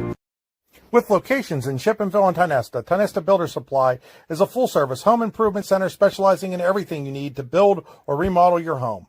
From power tools and accessories to paint and sundries and general hardware merchandise, Tionesta Builders has everything you need to get your project done quickly. Find out more at tionestabuilders.us and like them on Facebook. At AGI Industries in Clarendon, our state-of-the-art fabrication facility brings your custom-engineered products to life. With cutting-edge machinery and skilled professionals, we deliver precision-crafted solutions tailored to your needs. From trench box and storage container rentals to sandblasting, refurbishing, and painting equipment, plus expert metal fabrication, compressor stations, filters, separators, ASME vessels, and pig loaders, AGI Industries is your one-stop shop for quality and innovation. Call 814-728-6050 for more information or to secure a rental. When it's your special day, we know you want everything to be just perfect. That's why at the Allegheny Grill in Foxburg, we spared no expense in creating our new indoor-outdoor wood-framed event center with waterfalls, gorgeous views of the Allegheny River, a fire pit, and plenty of parking. The Allegheny Grill in Foxburg will take care of everything from catering to bartending, so all you have to do is bring the fun. We do it all for your wedding, anniversary party, corporate event, and so much more. One look at our new facility and we know you'll fall in love. And remember, the view is always free at the Allegheny Grill in Foxburg, PA. Welcome into the Icy Ink post-game show. For all your screen printing and embroidery needs, call Icy Ink at 814-688-0034 or visit them online at icyink.com. That's ICYYink.com. Let's meet, drink coffee, and design some cool shirts. Be cool. Wear Icy. Your final here from War Memorial Field. Titusville picks up its first win of the season, 26-7 over Warren. And let's take a look now at our Hunter Station Golf Club scoring summary. Score a great round of golf at Hunter Station Golf Club just outside of Tionesta, online, hunterstation.com. First play of the second quarter, Alex Hartshorn goes 22 yards, walks in for the first points of the night. Max Chatham kicks the extra point. It's 7-0 Titusville, and that was our halftime score. In the third quarter, after Michael Culpepper picked off Parker Kaiser, Titusville set up at the Dragons 26, and Hartshorn a few plays later able to take it in from the 10. Chatham made the kick to make it 14-0, 5:14 to play in the third. Just a couple of minutes later, Jaden O'Neill waits for a hole to open up that takes it up the middle, 33 yards for the Rockets' third score of the night. The two-point attempt failed, made it 20-0. In the fourth quarter, after Chris Orth with a one-handed interception, Parker Kaiser takes it in from the 4-yard line with a keeper to get Warren its first points of the game. Charlie Blum made the kick, made it 20-7. And then with 14 seconds left in this one, Jaden O'Neill gets Titusville out of the shadow of its own goal line with an 82-yard run. Then Dalton Knapp rumbles it in 11 yards for the score, and the kick was blocked. Our final 26-7. That was your Hunter Station Golf Club scoring summary. Visit them online, hunterstation.com. We'll take a look now at our Warren Forest High Ed Council final game stats. The Warren Forest High Ed Council has been serving Warren and Forest County for more than 40 years. Visit high-ed.com to learn more. First, for the visiting Rockets, ran 46 plays for 400 yards and an 8.7 yards per play clip. On the ground, Jaden O'Neill had 18 carries for 227 yards and a touchdown. Brody Sellen had 7 carries for 13 yards. Alex Hartshorn, 9 carries, 75 yards and 2 scores. Dalton Knapp, 1 carry, 11 yards and a touchdown. And Weston Wakefield, 1 carry for 2 yards. Sellen was 7 of 10 passing for 72 yards and an interception. Adam Reynolds had 4 catches for 40 yards. Jimmy Becker, 1 catch for 25 yards. Culpepper, 1 catch for 1 yard. And Weston Wakefield, 1 catch for 6 yards. For the Dragons, they ran 51 offensive plays for 243 yards. Leading the way on the ground, Aiden Egger, 16 carries, 116 yards. Aiden Corbett had 11 carries for 26. Kaiser, 7 for 9 and a touchdown. Tommaso Clemente, 2 carries, 32 yards. Colby Zinger, 2 for 2. Tucker Sanford, 1 for 8. Zach Barnes, 3 for 6. And Noah Bleach, 1 for 1 yard. Kaiser was 3 of 8, passing for 43 yards and 2 interceptions. Noah Bleach, Chris Orth, and Aiden Corbett each had a reception. Bleach for 20 yards, Orth for 8, and Corbett for 15. Your final game stats brought to you by the Warren Forest High Ed Council. As our Cody Elms is down there waiting to grab our Icy Ink player of the game. And we'll let him get set up here.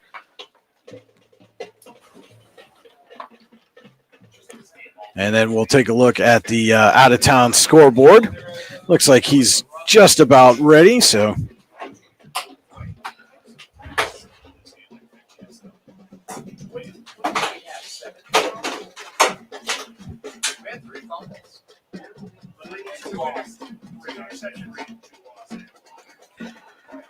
And we'll get in tight with Cody and our Icy Ink player of the game. And Cody, take it away. Okay, thank you, Brian. I'm here with Jaden O'Neill after the 26-7 win, Titusville's first win. Jaden, my first question is, first win. What's going through your mind after that? I feel we executed a lot better than we have weeks prior defensively especially, but our blocks on offense have gotten tremendously better. You had 18 carries, 227 yards, and a touchdown, average 13 yards per carry. You had 3 carries for over 20 yards, including that big 82-yarder in the closing minutes of the game. So first, you had to grind it out all night. What was your mentality coming in as the running back, as a workhorse tonight? Mostly just to follow my blocks and just chop my feet. When something's not there, just don't stop and just keep going and drop my shoulder and just try. And then that 82-yarder, I mean, that had to feel good to break free. You already have the team's longest run and the team's longest pass coming into this game. To break loose for that 82-yarder, I guess one is, how did you feel after you got that, other than tired? And then the other question is, are you going to try to top that next week? Yes, I am. And it feels really good, but I feel I can make that same run from the same yard line, but take it for a touchdown instead of getting caught. And then lastly, you guys had to overcome some penalties, a couple turnovers there in the second half. You had penalties throughout the game. Is that going to be a focus as you guys go on further in the season to clean that up? Yes. When the play's over, we need to stop, and I'm a big part of that. And I need to stop when I hear the whistle instead of I sometimes miss it and I keep going when I shouldn't be. And I feel that we can improve that. Okay, thank you very much, Jaden. I appreciate it, and good game. Thank you. All right, that was our Icy Ink player of the game, Jaden O'Neill from Titusville. He's got himself a shirt courtesy of Icy Ink, and Cody's going to get that picture for us here. And as he's doing that, we'll get set to take a look at the Generational Wealth Management out-of-town scoreboard. World-class investment services and internationally recognized insurance products from Northwestern Mutual, an industry leader. Find out more at gwm.nm.com. And we'll refresh the out-of-town scoreboard here. Over in District 9 last night, Brookville defeated Bradford 49-27. Games that are final in District 9, Smethport 53, Bucktail 28, Port Allegheny 36, Red Bank Valley 6, Punxsutawney 22, Karnes City 19, Dubois 42, St. Mary's 13. At the half, Claysburg-Kimmel leads Kerwinsville 25-6. Central Clarion's leading Brockway 30-0 in the third quarter. That's a game you can see right here on the YDL Sports Network. In the fourth quarter, Clearfield leads Huntington 27-14. Keystone all over Montauk 54-0 in the fourth. Kane 56, Otto Eldred 24 also in the fourth quarter. And in the fourth quarter, Union AC Valley leading Ridgeway 13-9. In District 10, Conneaut has a 21-8 lead over Northwestern in the fourth quarter. General McLean leading Corey 42-12 in the third. And in a game that you can see right here live on the YDL Sports Network, your daily local, Eisenhower has a 20-0 lead over Cochranton in the third. Erie leading Hickory 23-16 third quarter. Oil City defeated Fairview 56-0 in the third quarter. Northeast all over Franklin 55-0. Grove City has a 14-6 lead over Fort LaBeouf in the fourth. Cambridge Springs leading Iroquois 21-0 in the third. McDowell has come back and has taken a 35-27 third quarter lead over Meadville. At the half, Greenville all over Mercer 43-0. And in the fourth quarter, Harbor Creek with a 21-19 lead over Mercyhurst Prep. Reynolds leads Lakeview 59-12 in the fourth. Girard with a 21-20 lead over Seneca at the half. In the fourth quarter, Slippery Rock 42, Sharpsville 7. And a couple other games that have gone final. Sagertown defeats Union City 48-10. Wilmington over Grand Valley, Ohio 49-13. Looking ahead to tomorrow, Cameron County is at Coudersport in District 9, while it's the Steel Bowl Sharon at Farrell in District 10. That has been a look at the Generational Wealth Management out-of-town scoreboard, and Cody's just brought up on your daily local YDL Sports Network this game final now from Cochranton. Eisenhower, a 33-8 winner over the Cardinals, and the Knights moved to 4-1 on the season. And Cody, Warren had a golden opportunity late in this ball game, but credit Titusville, their defense stood up when they had to. Yeah, the defense stood up, made a play. After they had a string of negative plays there with turnovers, and they had penalties throughout the game, They were able to dial it up when they needed to, and then as we spoke to Jaden O'Neill, he was able to break that 82-yarder, which pretty much would have ended the game regardless of that extra touchdown anyways. But on the Dragons side of things, I saw a lot of things I liked. They had a lot of opportunities tonight. I think they need to capitalize a little bit more. They definitely need to finish, but they've got something with Aiden Egger that I think they need to continue to explore, because his second half numbers compared to his first half numbers, a pretty big increase. He had 32 yards in the first half, 84 in the second half. And was running with a purpose, was running with authority, was decisive when he saw a lane, he made the cut, made the run, whether it broke for a big one or it closed on him, he was decisive. He had good vision. That's definitely something that Warren is going to have to lean on going forward. Conversely, you've got to have some conversations with Kaiser and Corbett about ball security. You can't have 4 turnovers in the game and expect to win. Yeah, something was just off with Corbett a little bit today, and that happens. And there are two different styles of running backs, and sometimes one running back, sometimes it's just the matchup that your quicker running back matches up better against this defense, and then next week Corbett may match up better against that defense. So sometimes it's that. But Corbett, unfortunately, didn't do himself any favors with ball control. Kaiser as well. But both are sophomores, Corbett and Egger. So the Aiden running back tandem. Going to be here for a while. It's going to be here for a while, and I think they're seeing some positive things, some sparks that they're hoping will ignite the program going forward. Well, and if you're Titusville, how do you build on this win? I mean, you made some mistakes late, but again, you defense came up when you had to have it, and you put it away. You got your first win of the season. How do you build on that and get wins number 2, 3, 4 as the season goes on? I mean, those dead ball fouls and that sort of thing, the personal fouls, and that has to go. Well, and that's the easiest thing to fix. If you're the head coach, that's the easiest thing to sit your guys down and say, this is not going to happen. I'm setting it at precedence right now. Hold those guys accountable. Wouldn't be surprised if they're all going to celebrate tonight. Yeah. They've got homecoming coming up next weekend, but there might be a little bit of running in the middle. Right. Might be a little bit, a little bit of you're going to remember this day type of stuff. So that they're able to clean that up. As far as the turnovers go, you're going to have turnovers. You don't want them, right? But they're going to happen, and I think they responded well by finishing off the game when they had that little streak of turnovers. I think if you're Titusville, you kind of look at this game and you go back and you look at film and you say, hey, were it not for some self-inflicted wounds here, this potentially was a 30 or 40 point ball game. With the way some of those turnovers came out and the turnovers, but they kept Warren in this game when they had chances to shut them out of it. And conversely, if you're the Dragons, again, we have to find a way to finish drives. Yes.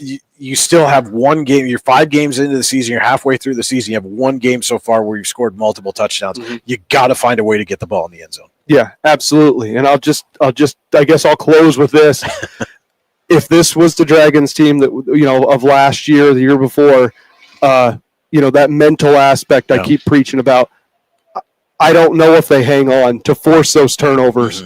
I don't know if they have that drive to go down and score. So they're definitely growing as a team, and I see a lot of positives there. But yeah, capitalizing and finishing things, that's going to be the big hurdle this season. So with that, we're going to get out of here. Cody, you and I are going to be in Girard next week as the Dragons travel to take on the Yellow Jackets. We're locked in a battle here tonight. So it'll be interesting to see what Girard comes in, what type of game they come in off of, what kind of mood they're in as we are out in Girard. But that will do it for us here from War Memorial Field in Warren. Your final one more time. Titusville picks up its first win of the season, 26-7 over Warren. For Cody Elms, this is Brian Hagberg on your Daily Local, the YDL Sports Network, saying thank you so much for tuning in and have a great weekend.